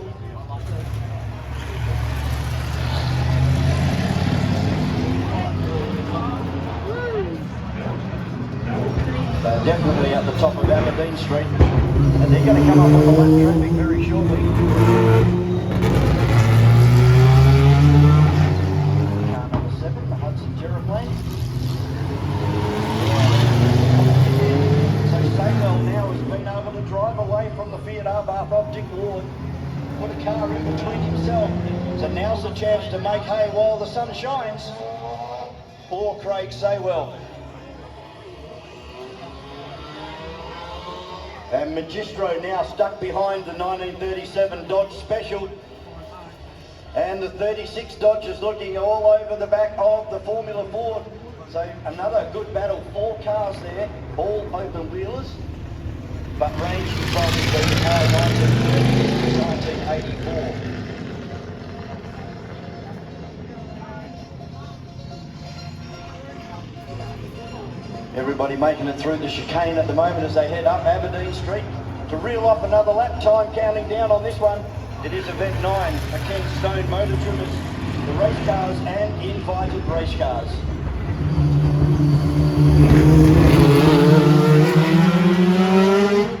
Coming up next, the pre-1960 sports cars. Then we do one more round of racing to finish off the Albany Classic. Brought to you this year by Camtrams. Now Dick Ward able to close it around on Craig Saywell.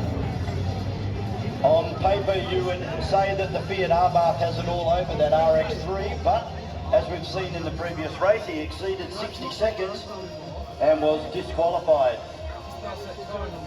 So James Gaddy still being able to hold off Leon Magistro, and they have left Glenn Swarbrick behind.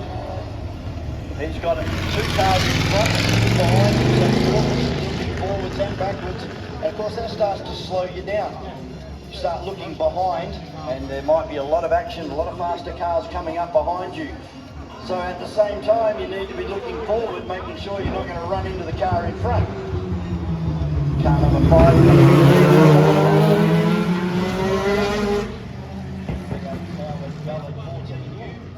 4.6 litre V8 on that little car. Saywell still holding off Dick Ward as they come down into turn number 1.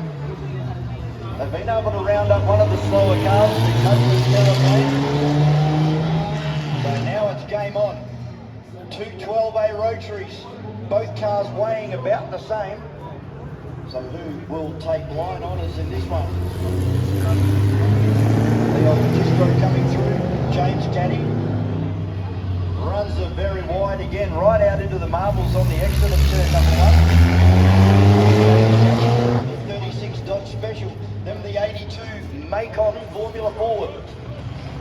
And you can see Glenn's picked up some sort of debris along the racetrack, a tissue or a napkin or something, sitting right on top of the roll cage. So it should be okay there. It was like they didn't get inside the air ducts themselves.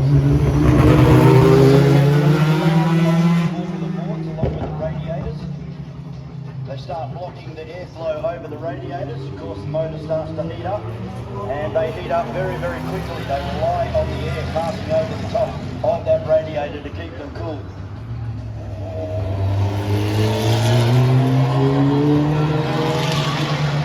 Dick Ward just starting to open up the corners a bit. They're making them a bit longer than what they should be. And of course that's helping him keep the time within or without that 60-second barrier. So James Gaddy in the 36 Dodge, he's not throwing that car around like he was earlier this morning. Still having a ball out there, and a very old car, but very reliable and well handling. As Glenn Foreman now starting to run a bit of a cop. Here's at the Macon, the Formula Ford.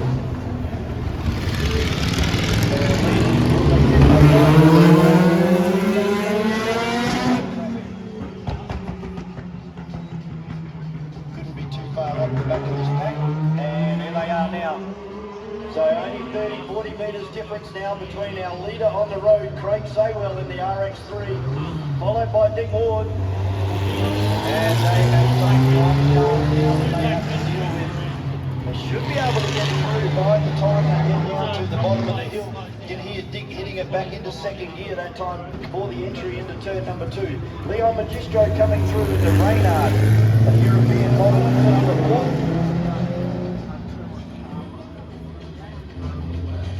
What used to be the feeder category into the Repco V8 Supercar Series was the Formula Fords. People like Jason Bright and the Jason Bargwana, Larry Perkins, and lots more, including our own Garth Tander, made their way up through their racing careers, all starting in Formula Ford.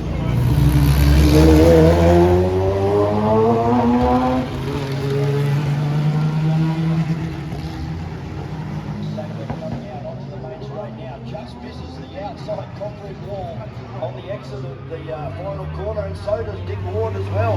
Just about quickly trying to paint behind the concrete wall, and now he's going to be in real trouble here. Saywell stuck behind a car, Dick Ward stuck behind two others. So Saywell should be able to pull out and drive around the outside. And another big brake lock up there for Leon Magistro. That's the second time today that he has come towards me with both front tyres smoking their heads off. James Gaddy in the 36 Dodge. And the Hudson Terraplane still coughing, blowing a little bit of black smoke this time through. And the car of Glenn Swarbrick seems to have cleared itself. They all head down towards the other side of the racetrack. The Rotary's already at the top of Aberdeen Street. There's the second one going past, that'll be Dick Ward.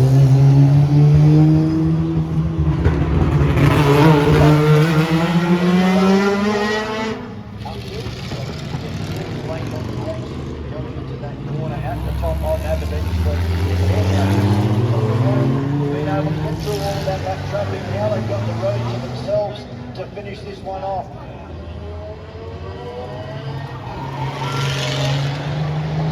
Checkered flag is at the ready. So they will be going out very shortly, so they might be able to get to the end of this lap. It's the Brudge Dodge from 1937 goes past.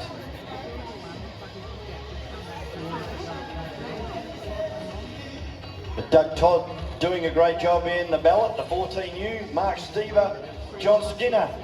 And then we've got Gaddy, Magistro, Saywell, Phil Dean, Richard Baird, and unfortunately for Bruce Allen, he is not going to finish this one. We do have a yellow flag on turn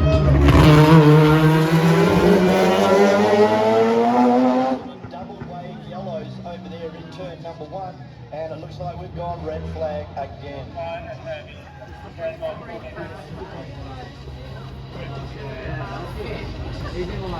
Unfortunately, another large incident around the corner there in turn number 2.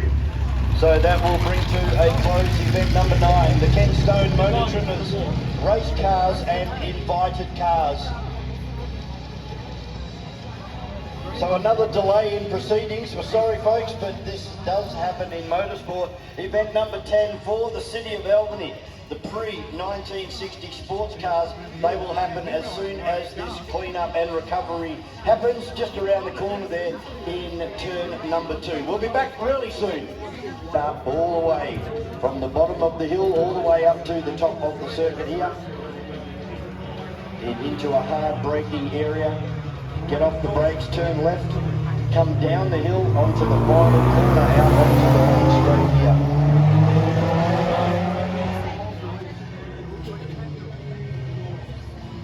Wait and see who is doing what at the moment, and here they come. They're starting to come down onto the main straight at the moment. So one of the MGs out in front, car number 123 over car number 1. So I don't have a driver for car number 123, but definitely car number 1 is Peter Eastwood, the 1948 MG TC, and those two have bolted. Here comes the Jag, the I-120. And then a whole, that Anglia coming through again, and lots. Majority of these cars are the MG brand. MGAs, MGTCs, MGBs.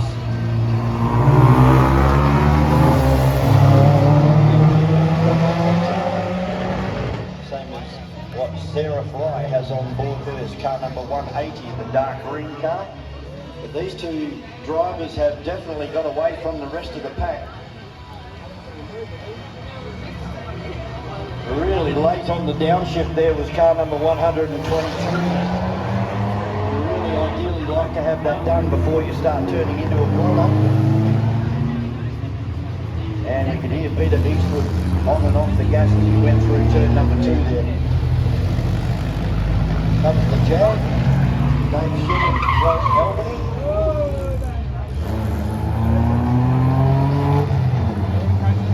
Everybody else starting to fly through nice and civilly.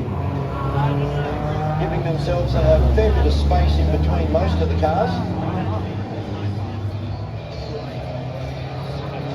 And it looks like we may have lost Graham Cox in the 27 Chrysler.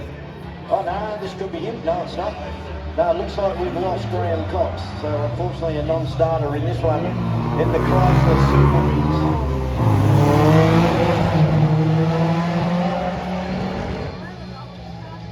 Here comes that last car coming through turn number 1, nice and tight on the curb on the exit. Oh, big brake lock up as our leader comes down, car number 123. It is an MG, I can't tell you who's driving it, I don't have him listed down. Peter Eastwood is in second, trying to hunt him down at the moment.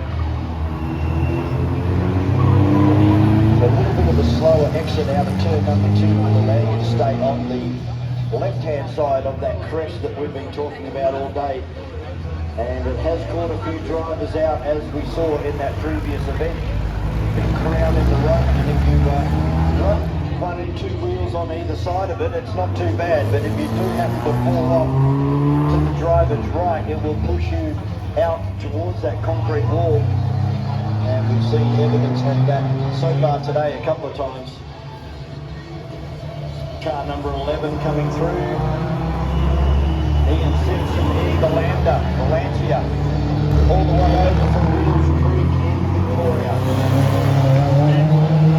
So I hope everybody's had a great trip over to Western Australia. I hope you've enjoyed the hospitality of the Albany Motorsport Committee and also the Vintage Sports Car Club. It's a little Anglia. I think it's the first time ever I've heard an Anglia. The like with Eastwood and the car out in front, the little black MG. They've now caught up on the back of the field. So if they were being nice and consistent, now this is going to blow them out of the water unless they can get past them unimpeded. As the Jag comes through again. You can hear it skipping across the road as it hits the metal grate, which is right in the apex of turn number 1. Car 73, David Moyer from Victoria, Justin Yu.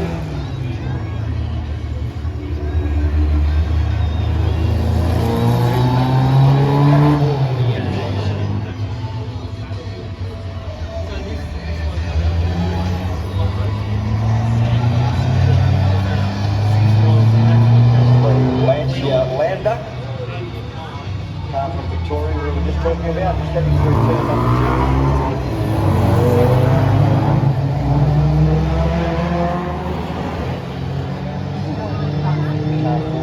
Now moving through turn number 2 as well. From Barrel.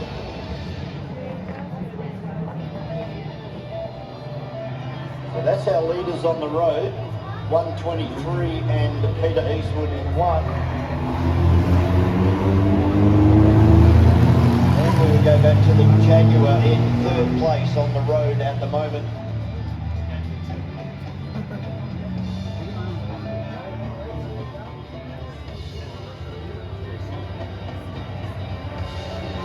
Everybody taking it nice and easy in this race. Maybe starting to learn a lesson from all the incidents that we've had, unfortunately, here today. There's a bunch of drivers that are a lot more sedate with their driving. They're cornering nice and smoothly. They're not being abrupt on the steering wheel.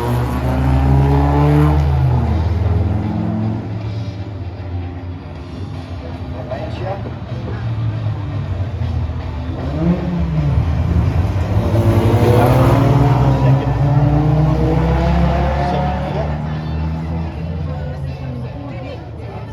Gets it up into 3rd and maybe 4th by the time it gets down to the bottom of the field.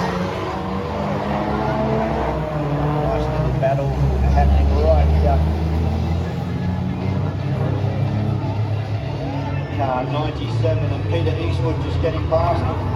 Both drivers look across at each other trying to work out who has driven away. Peter Eastwood backs off in the MGTC. We're getting just around the corner and on the way down towards turn number 3.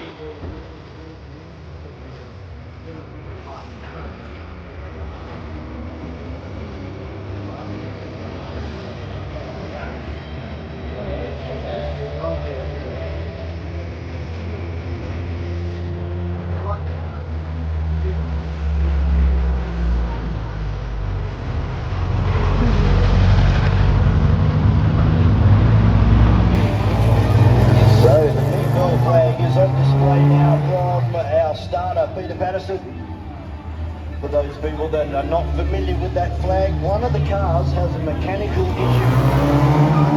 We'll try and pick up which car it is. I haven't seen anybody smoking profusely, or and there could be somebody dropping oil.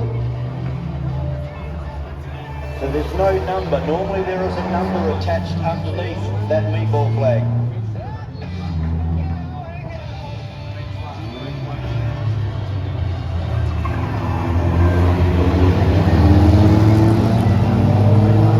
Okay, so it's not actually a mechanical issue in this particular case. It has to do with the driver's apparel. He is missing something, and I won't go into it any further.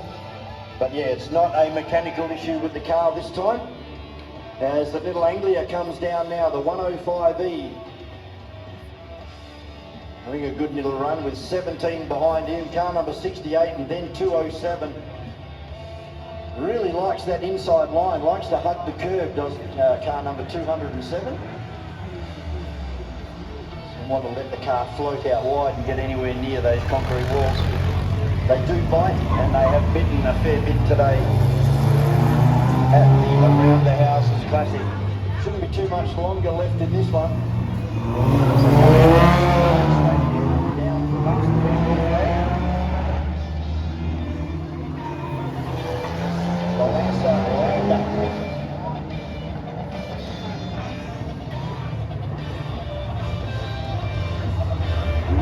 Second.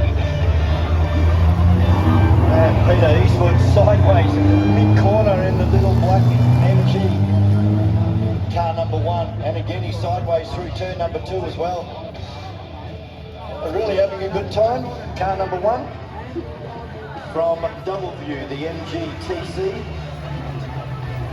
The Roadster out there as well, the MG Roadster, and a very slow exit.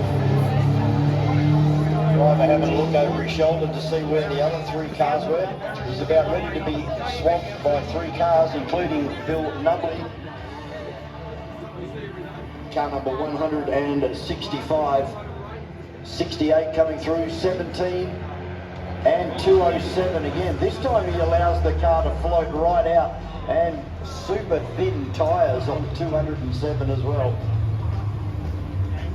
Maybe 3 or 4 inches across at the bottom, and we've gone red flag yet again. Unfortunately, another incident somewhere around the circuit. So that will bring to a close event number 10 for the City of Albany, the pre-1960 sports cars. They were already starting to return up into the pit area already.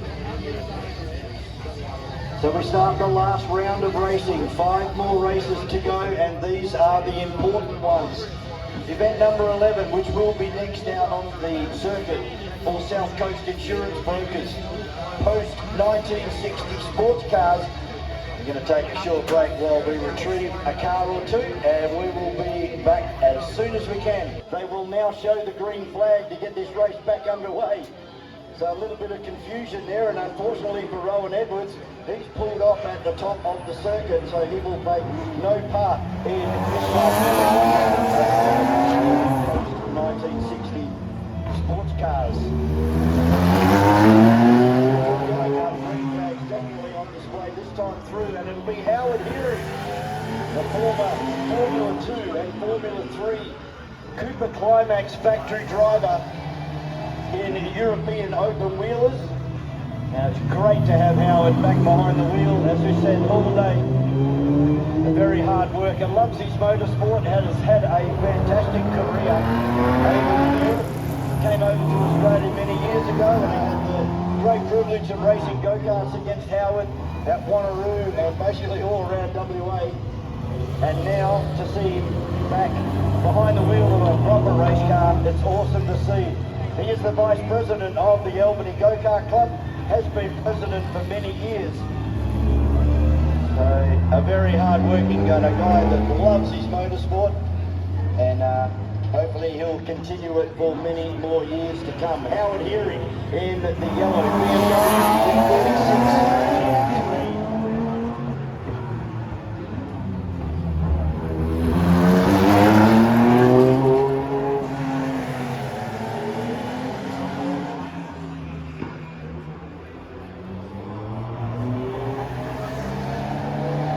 the Datsun Triple S going through, a Tim Falconer.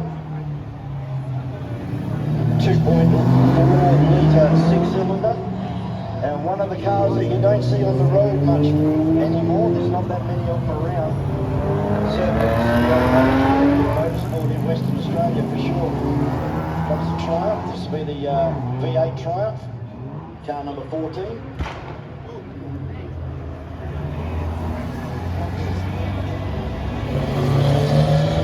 The MGM, another one of the Datsun 280Zs going through.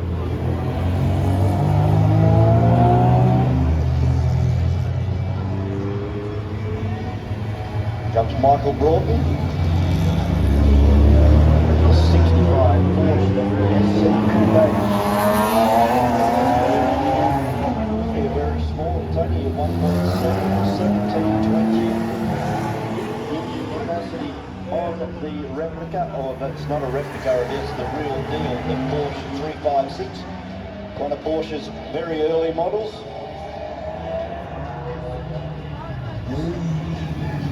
Tim Falconer now starting to come up behind the back of Howard Erie, and right in front of Howard he has got a roadblock of slow cars. So this is good work that's been done on the previous 2 laps.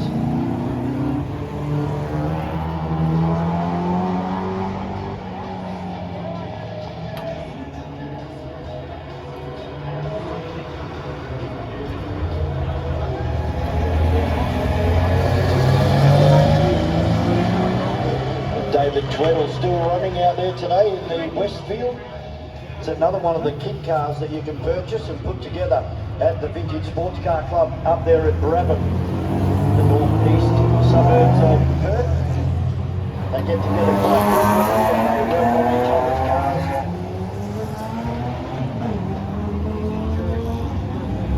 See Dave Michael Broughton is going into turn number 2, sideways on the entry. Next through will be Sarah Fry in car number 180, the MGB 64 model.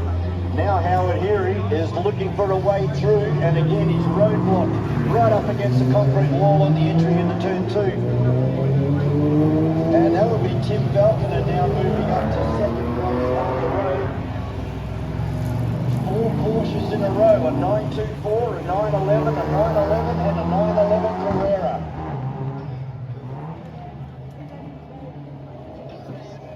There goes David Tweddle, the Westfield, the little bright yellow car with the open wheels on the front, and the Peugeot GTI.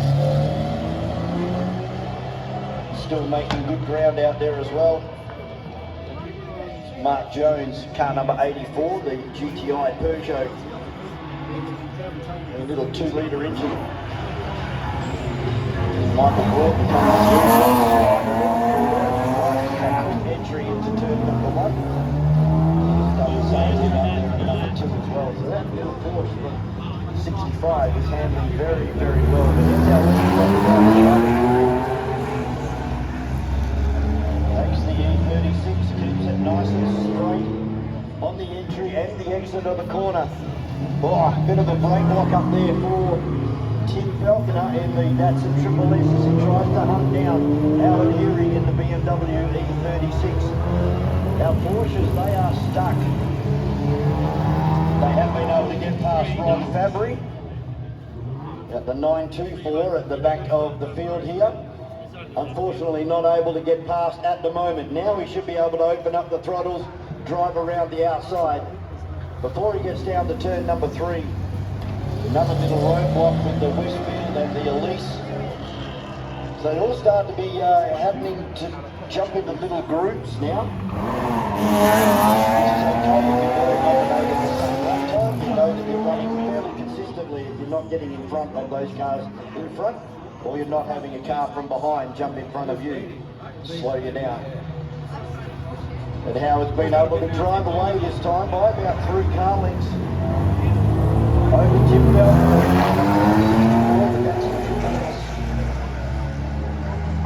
They turn the corner down past the fire station, over that crown in the road that we've been talking about all day. Next through should be Sarah Fry in car number 180. It's the 1964 model MGB.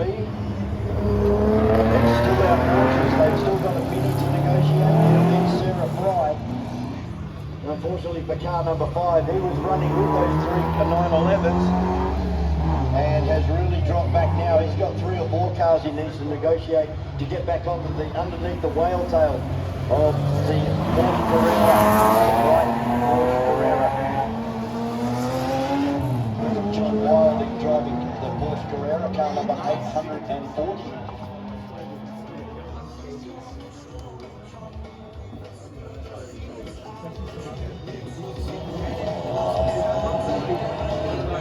Oh, Howard here, he tries for an outside run into turn number 2, it's not going to work. He'll be looking in the mirror and he can still see that Datsun Triple S on to his own.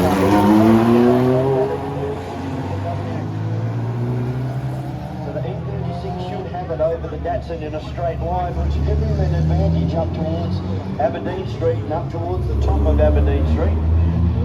Dave Blaney comes through, Cutler as well in car number 181. They've been able to put Sarah Fry in between themselves and car number 840 of John Wilding. We go back to the Mini Cooper S, the Triumph TR8.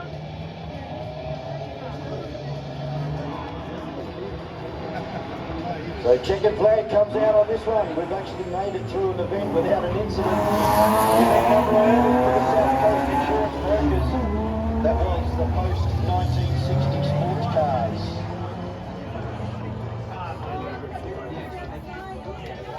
So Howard here, he had to be really happy with that one. Made it all the way through the race. Unfortunately for Rowan, pulled off early in that one before the actual race. From all of our drivers, but once they were given the green flag, they all behaved themselves and put on a good race. Event number 12, they are next. It's the Albany Screen Printers Historic Touring Cars. For the last time today, we've got 4 more races to go. Historic touring cars, they're next out on the circuit here at the 2025 Camtrams Albany Classic.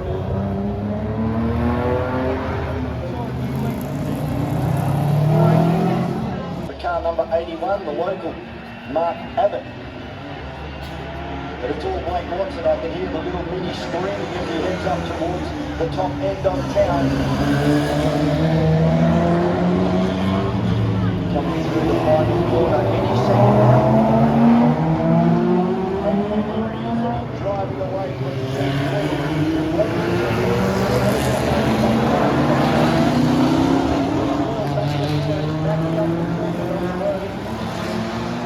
Then we have Laurie Lapsley in the Mark II red car. Then it should be Sean Udets coming through. Coming through, Trevor Pears in car number 95.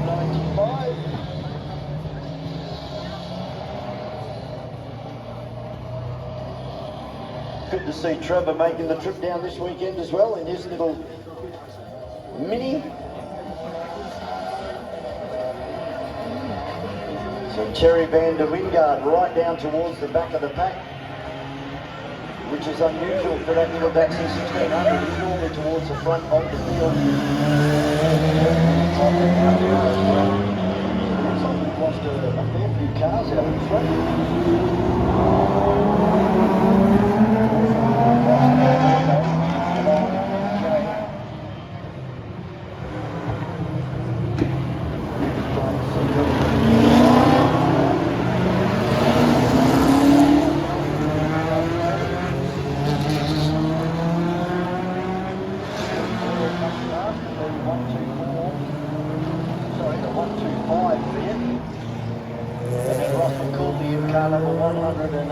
James Alberti in the Ford Falcon, the X-White purple car. Trying to hunt down Trevor Pears and his little blue Mini car number 95. Then we go back to the Mark I GT Cortina. Horns are still circulating in the Studebaker lot. But yes, it looks like we've lost both of the Pratt and Matthew and the X7 Falcon and the EH Holden.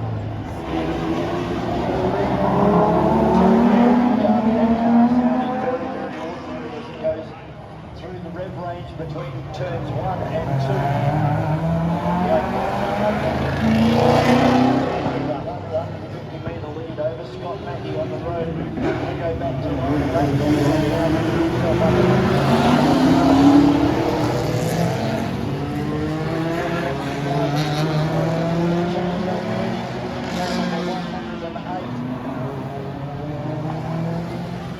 XY all over the back of Steve Boyle. Sean Udez coming through in the Mark II, then Hanbury in the Monaro.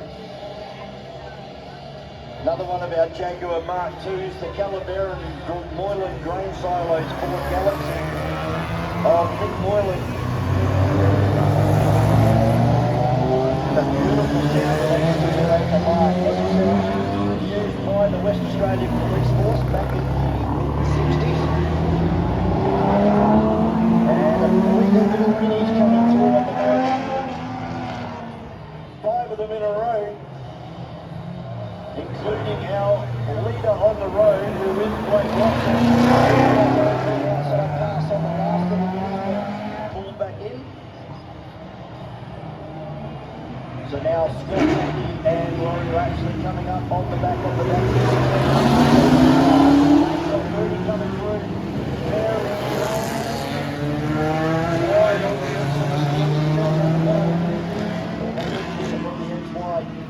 Ford Falcon from 1971. Andrew coming through now on the 327 Monaro.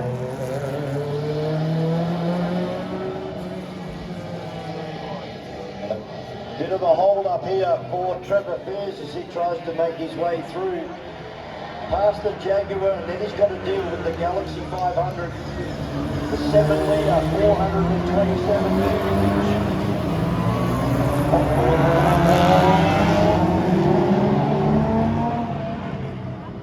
But Blake Watson really starting to streak the field now. He's been able to get past those 4 minis that were in front of him, and he's put himself 100 metres in front of him. Now it's going to be Scott Mackey and Laurie Ratchley in this Tirana and Jaguar. They're going to have to deal with these 4 minis as they come up towards turn number 1, turn 2, single file through turn number 2, over the crest of the road.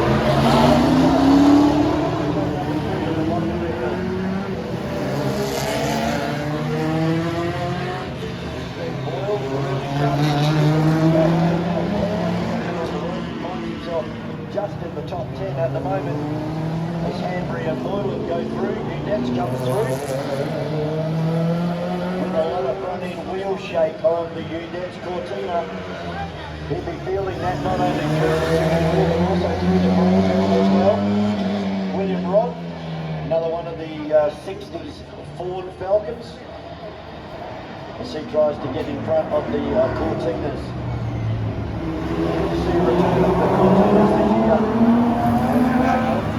Now has the wing of the main straight and a little bit more over Scott Mackey. One Tirana. Another car made famous by people like Peter Pratt. A lot of people don't know Dick Johnson actually started his racing career in an LJXU1.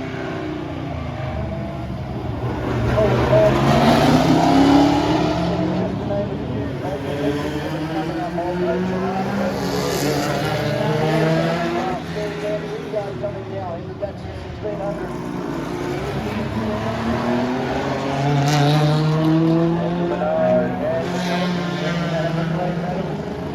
327 cubes versus 427 cubes of Ford goodness. Under the bonnet of the big aircraft carrier, the big Ford Galaxy of Mick Moylan.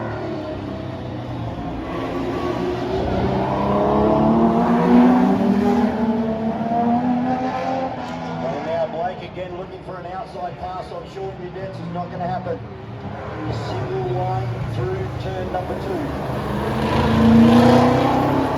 Scott Mackey having been running second on the road. Laurie Ratchley in the Mark II Jag. Laurie drives this car to and from. We'll be hoping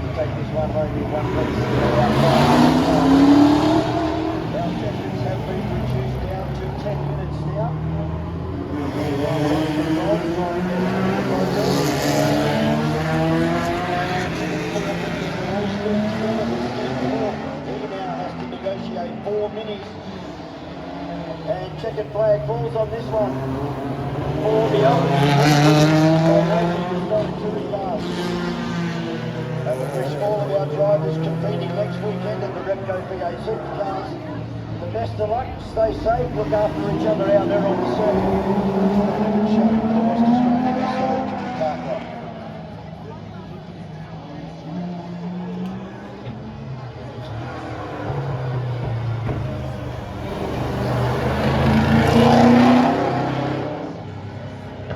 Scott Mackey and Laurie Latchley coming through. They'll head up into the pit area.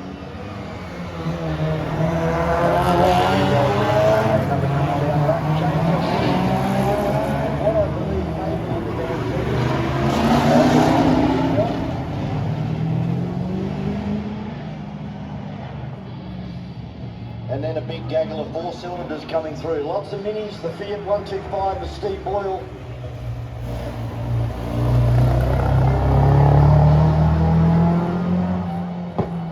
And then Hambury in the 327, Mick Moylan the 427 cubic inch Galaxy. Great to see that car being so competitive and reliable of this weekend. And Terry van der Vingard coming through in the Datsun 1600, car number 27. I believe he should be the last one across the line. So event number 13, the Bendigo Bank, the Tin Tops, the big V8s. The big bangers of V8 touring car racing in Australia back in the day, they will be next out on the circuit. For Bendigo Bank, the Tin Tops, they're next out on the circuit here at the 2025 Camtrams Albany Classic. Stick around, lots more to go. He sold that and has moved up to a V6 Capri now, so he'll be running the V6 Capri next weekend. And already our big bunch of drivers heading up to the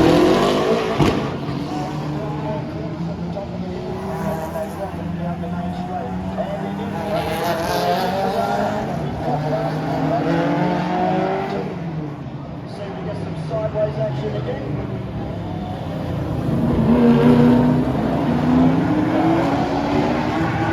Four cylinder trying to chase down 6.2 litres of shit. A replica of the Tirana that was so successfully driven by Peter. John Seski going through in the older of the Mustangs as well. A very tight field. Maserati down towards the back of the field now in the green Valiant VC.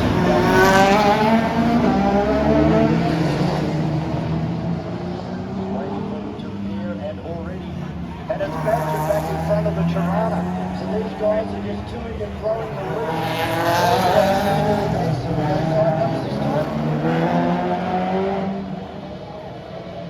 Starting to get a bit more heat in those tyres. Leighton Ridgway up there into 3rd place at the moment in the coming through car number 51, followed by another one of the Escorts in the car number 15. Terry Massara, he's next to the Tiranas. Following him, 172 of Russell Cooley, Brian Staines, John Purser and Graham Whittaker.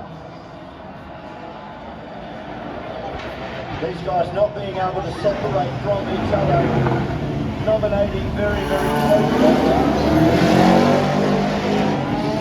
Sometimes they need to stay very close to each other during the entirety of this event. As I said, 10 minutes. Rossville now in front in the Tirana. They seem to be taking it in turns, these two.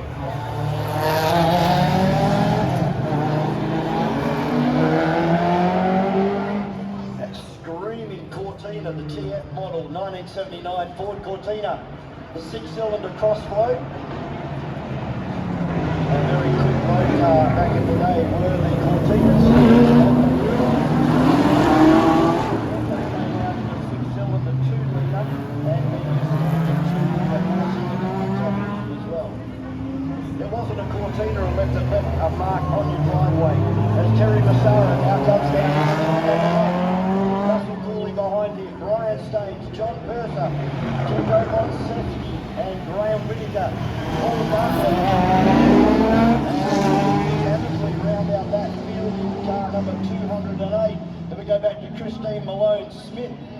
another one of the Mark 1 Escorts. Darren has the party. And now Badger back in front of the Holden Tirana. Big flash of flame out of the back of Escort this time as Tony Roskell tries to do the best he can. A little flying brick, car number 5 doing a great job. Doesn't have to worry about anybody in front or anybody behind him at the moment as he turns left and goes down towards turn 3. Car 15.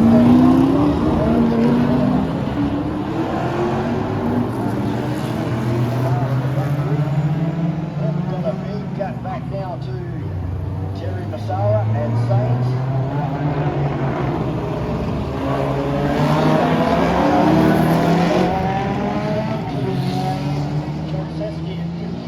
John Purser in 9 and Graham Whittaker in 171.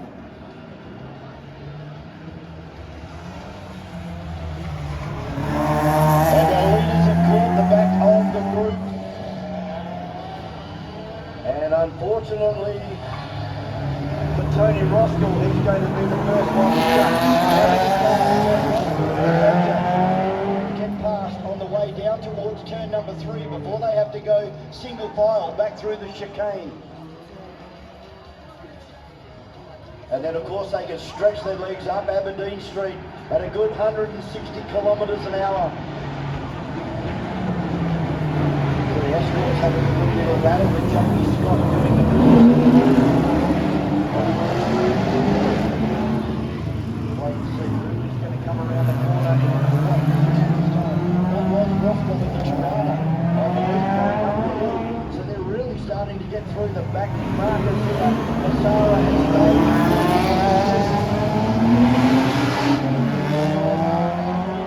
Who will it be? And it's going to be Tony Roskell. He's able to put Darren as a party between himself and Glenn Badger in the Escort. Christine Malone right in front of the Marlborough Holden dealer team, Holden Tirana. As Badger tried to look for a way past as the party moved on him and blocked that move. Badger definitely got the power to get past, but unfortunately was balked and had to pull out on the way into turn number 2. Jamie Scott still holding on in front of the second. And Mark 2 and 4 Escorts.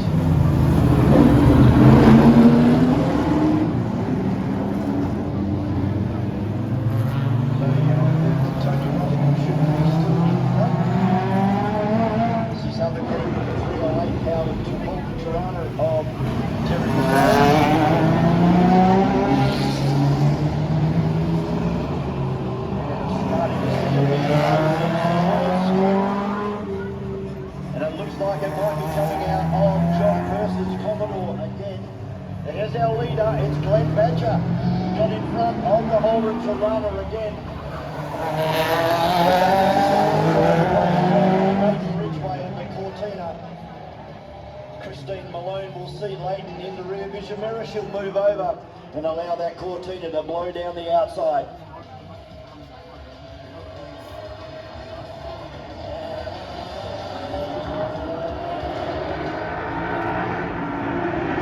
So not a car in sight on the main straight or down into turn 2 at the moment.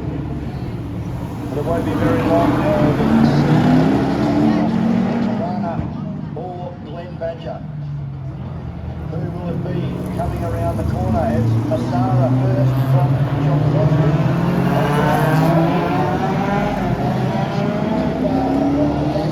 Who is it going to be? It's still Glenn Badger. Between himself and the Holden Tirana of Tony Roskell.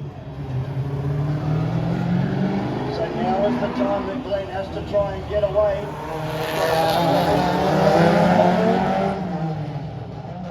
Twin Webbers on the Ford Escort. So I know the checkered flag has fallen on this one. So it'll be a race to the line between the Holden Tirana and the Ford Escort of Glenn Badger. There's a big gap now between the two Mark II Escorts. There goes Badger and Roskill. It sounded like Roskill was in front this time through.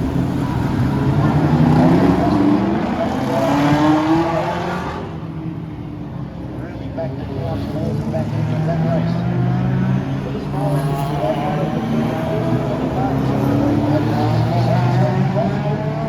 who is going to take line honours. And it's going to be Glenn Badger for Ulster Kennels. Comes across the line, beats the Marlborough Holden dealer team replica Holden Tirana of Tony Roskill. And some great racing being put on all day by these two guys. And not too far off the back of them was Leighton Ridgway in the Ford Cortina. And behind them for line honours, it's a long way back. I believe it might have been Terry Massaro would be next across the line.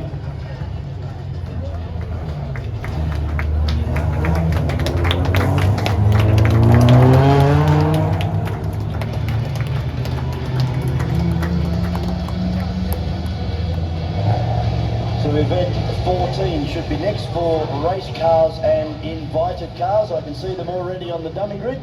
Won't be too much longer, we'll get underway. Don't forget the guys at United Fuel Injection and Turbocharger Sales and Service. They're your diesel experts doing turbos, fuel injection, performance, servicing and diagnostics. You want some info? Go and grab it at info@unitedfuel.com.au or give them a ring on 9259 3000. We'll be back very shortly with race number 14, race cars and invited race cars.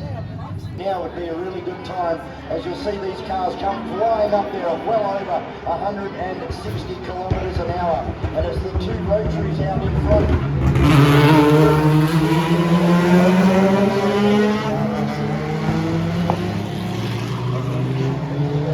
As they come out on the main straight for the first time in anger, and it is the Fiat Armour crackling and banging all the way down the main straight. Rowan Edwards in third place, and another big walk-up for Leon Magistro. That's 3 times now we've seen the little Formula Ford, the Reynard Formula Ford out of Europe. He has locked them. Can get through this one. Had a DNF in the previous race and also burnt out the condenser and a set of points earlier on today as well. So not a good day for Bruce Allen in the little Argus.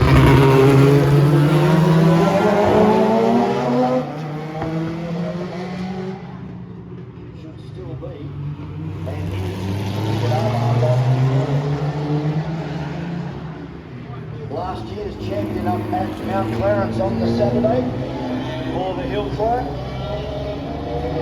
Really impressed with Rowan Edwards this weekend. Very quick yesterday, very quick all day today.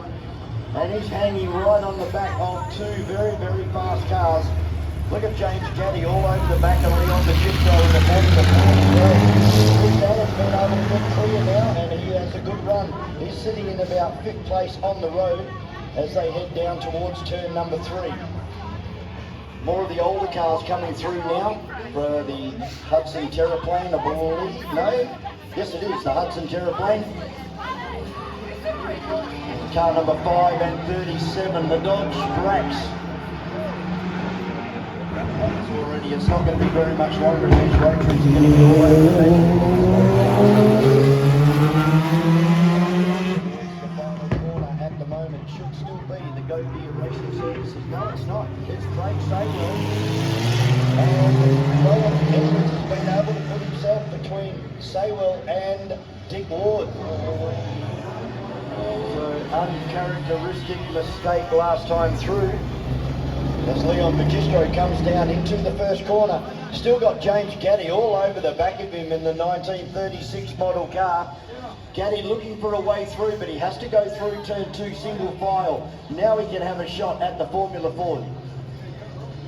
The car 50 going through, that'll be John Skinner, yep, and the Ford Zephyr. 2.6 litre Ford Zephyr.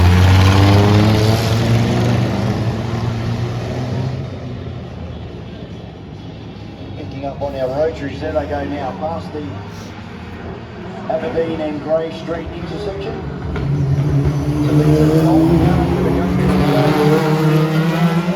So sessions down to 10 minutes. It's only 150 metres difference now between Saywell and the first of the slower cars. So that's allowed Rowan Edwards now to get right under the rear wing of the RX3. And Dick Ward hanging in there in third place at the moment. Magistro still having this great battle with Gaddy. So they come out of turn number 1 and up towards Auto 1, turn number 2. Magistro not giving anything away, and Gaddy all over the back of that Reynard. John Skinner coming through, beautifully presented car number 50. Car that was a staple in the Indianapolis Motor Speedway back in the day.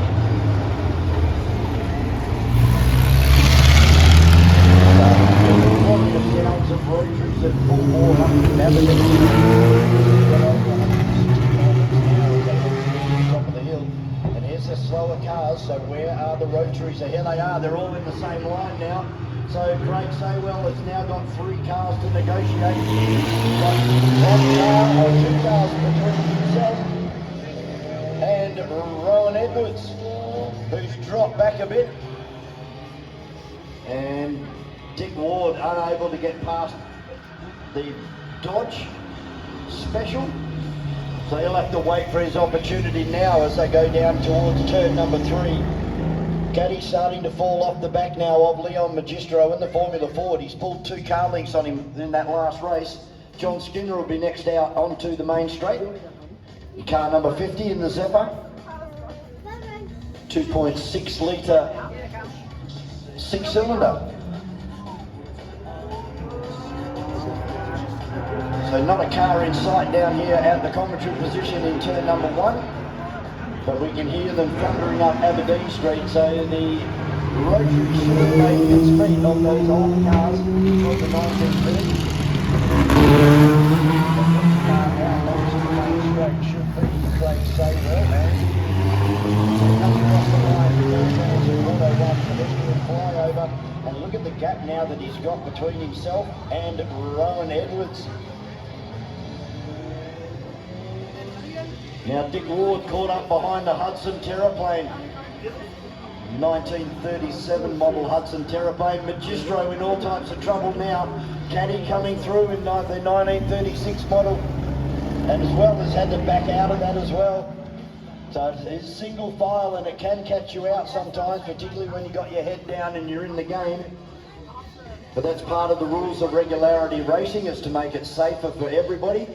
We don't want cars going through corners 2 and 3 wide. As we've seen today, sometimes they can't even make it through in a single line. So our rotary's not too far away from coming past again. There goes Saywell, then Dick Ward. And they've pulled a real gap now over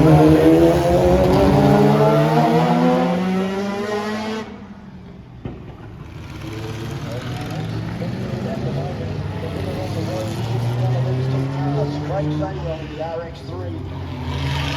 Both of these cars 12-8 rotary now and weighing fairly much about the same in weight. So we get a bit of a brake lock up from car number 5 as Rowan Edwards looks for a way through. Magistro stuck again behind the Terraplane, and James Gaddy getting all sideways in the 36.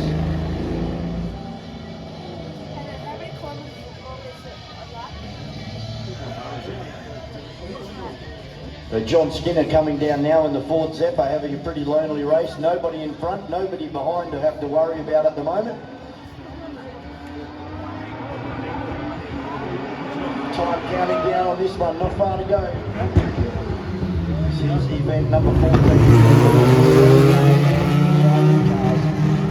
Craig Saywell had about 3 or 4 car lengths over Dick Ward last time through. And it looks like Dick Ward's closed it up. He's got it down to about 2 car lengths. Take it down over the start finish line. Big flash of flame out of the side of the Vietnam. And now Dick Ward all over the back of Craig Saywell.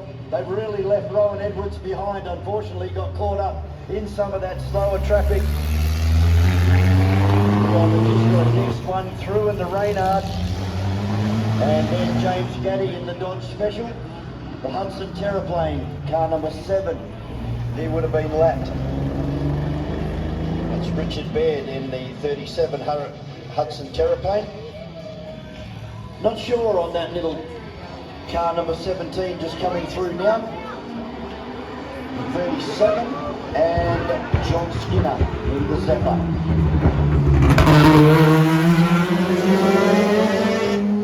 Checkered flag on display at the start finish line, and it will go to Craig.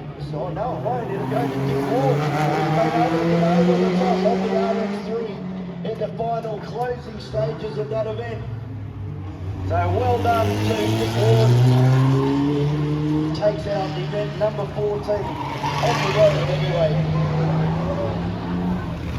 Second place will be the RX3 of Craig Saywell. Third place will be Rowan Edwards.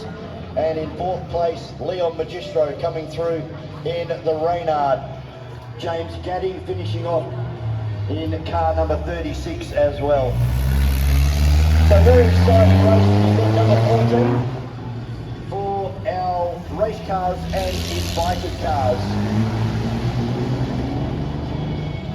That power to conditions. He's decided to run at £6 this weekend, which is more than fast enough for a street circuit. If we were somewhere like the Collie Motorplex or Wanneroo Raceway, you could probably go up to £8 or £9. They get up towards the top of Aberdeen Street for the first time, across the top of the hill and down onto the main straight.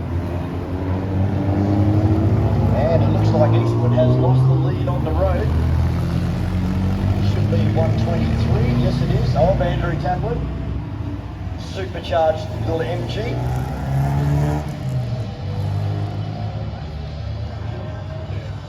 And then we go back to Peter Eastwood. Then we have the Jaguar Coupe, Dave Shannon, local guy driving the 1953 model Jag. There's the car all the way over from Riddles Creek, Ian Simpson. Another little Triumphs getting sideways there out of turn number 1. And they still continue to come down the main straight here on the main street of Albany, York Street. Car 207 and 97 coming through, car 6 as well.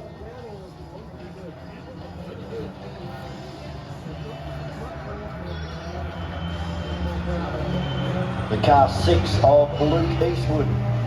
So both the Eastwood boys, Luke and Peter, both running MGs, one's running an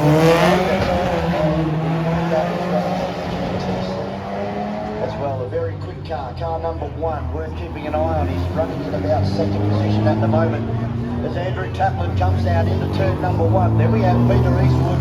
Behind him in the Jaguar is Dave Shannon in car number 120 as they just come through turn number 1. The tyre chirping going on by the Jag. We have 73 Dave Moyer moving through in the Austin Healey 100. Then Sarah Fry in car number 180. Car number 4 of Graham Mitchelson. Then Ian Simpson, and just about a spin there for car number 60.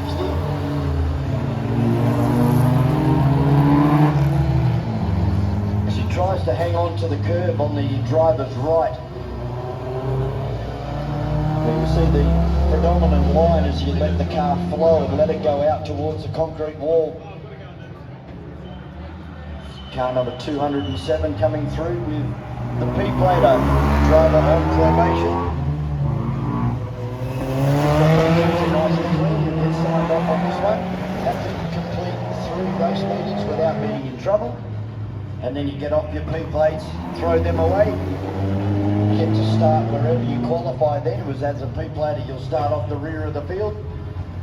So here's Eastwood coming through in car number 1. You'll see the steering wheel jump right out of his hands mid-corner there with Peter Eastwood. Car 73 coming through, that's Dave Moyer. Austin Healey. A couple of the MGs.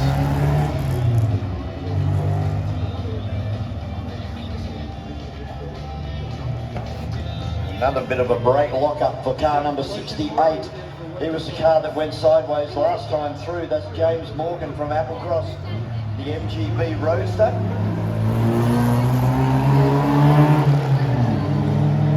Jeff Finlay just moving past us in turn number 1 in the Muir Riley as well.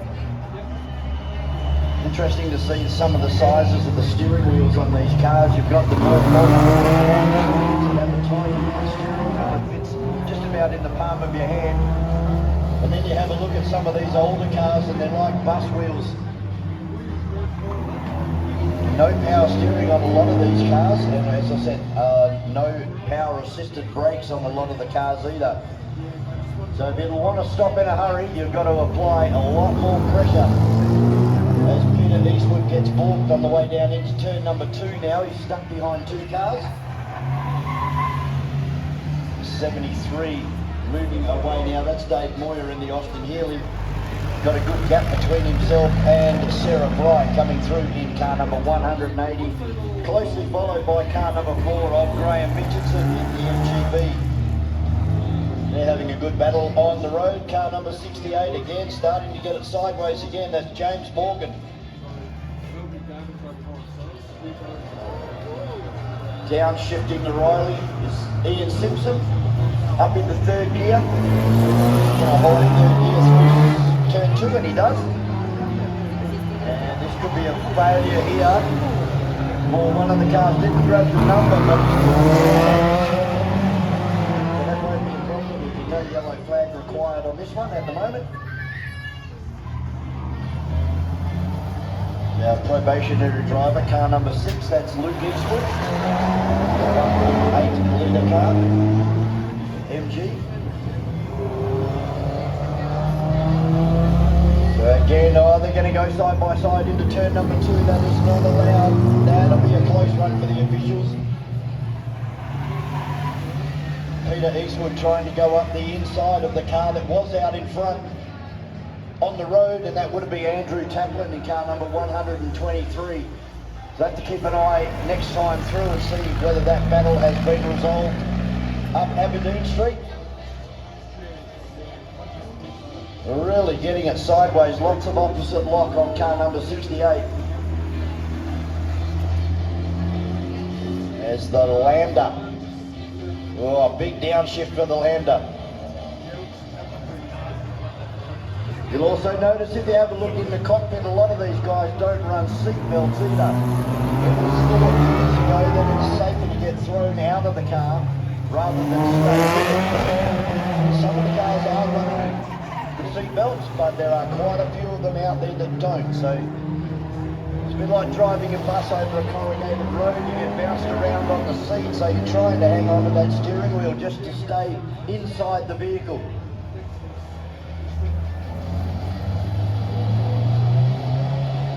So Taplin still first on the road from Peter Eastwood in 2nd place.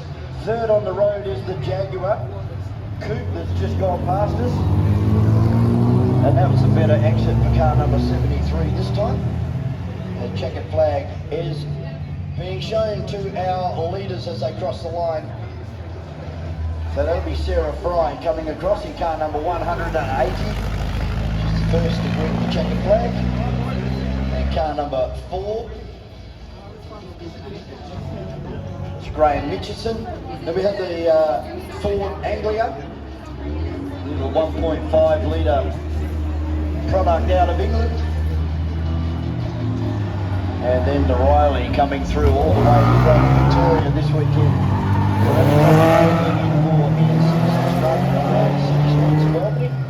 As I said earlier, we hope his family and his support crew for this weekend have all had a great time over here in Western Australia. I hope they go back home to Victoria and tell all of their friends that the Albany Classic is definitely worth making the 4-day trip over from the eastern states. We definitely know that we have a car coming from Victoria next year with one of my good mates from the speedboat world, and he's going to be bringing over a very unique car. I'm not going to tell you what it is, but it'll be worth coming to the 2026 Albany Classic here in the town of Albany. Event number 16 for PFD, the post-1960 sports cars. They'll be next out on the circuit.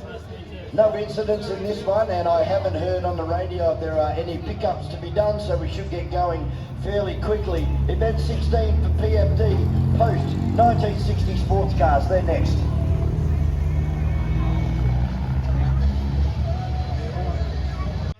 Was found to be driving without the required alcohol interlock device on that particular car, which was a condition of his license to drive, thanks to a prior drink driving offence.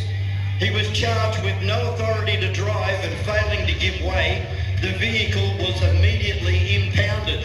The Maserati has now been repurposed by Road Policing Command to promote the road safety message.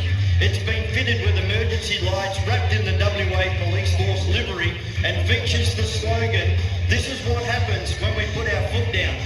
It also displays WA Police Force personalised plates, forfeited.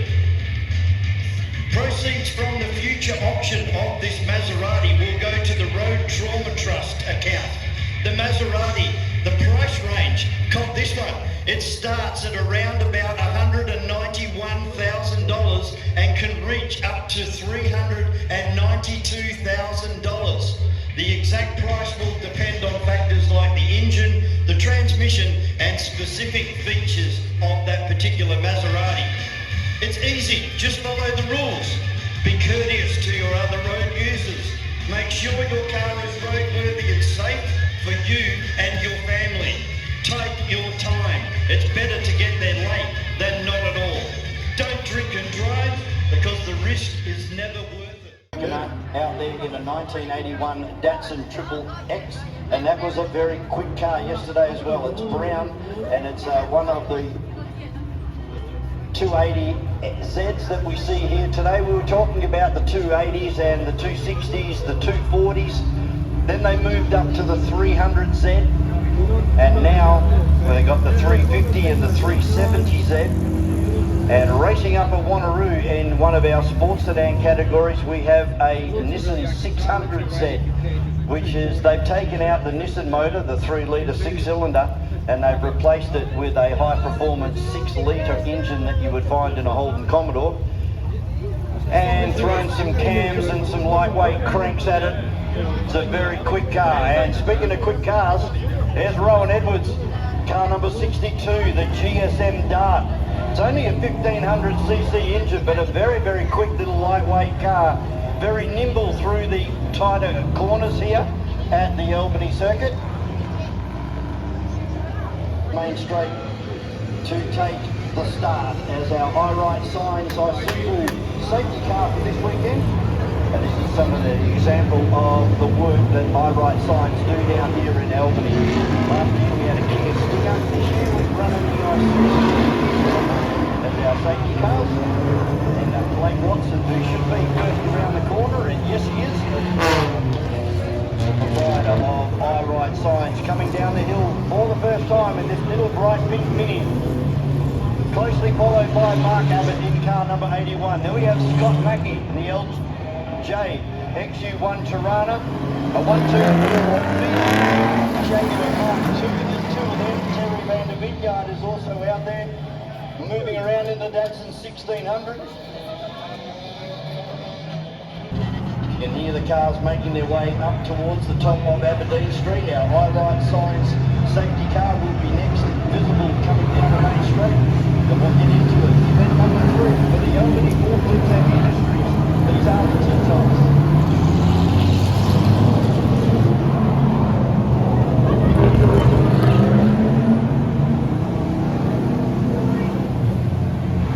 Eyerite signs Isuzu makes its way off the circuit. Glenn Badger accepts the green flag, puts the claw to the floor, and gets another one for the first time. Rest by car number 5, there's Roskell in that Marlborough Holden dealer team. Then we got John Sesky in the Mustang, Leighton Ridgway from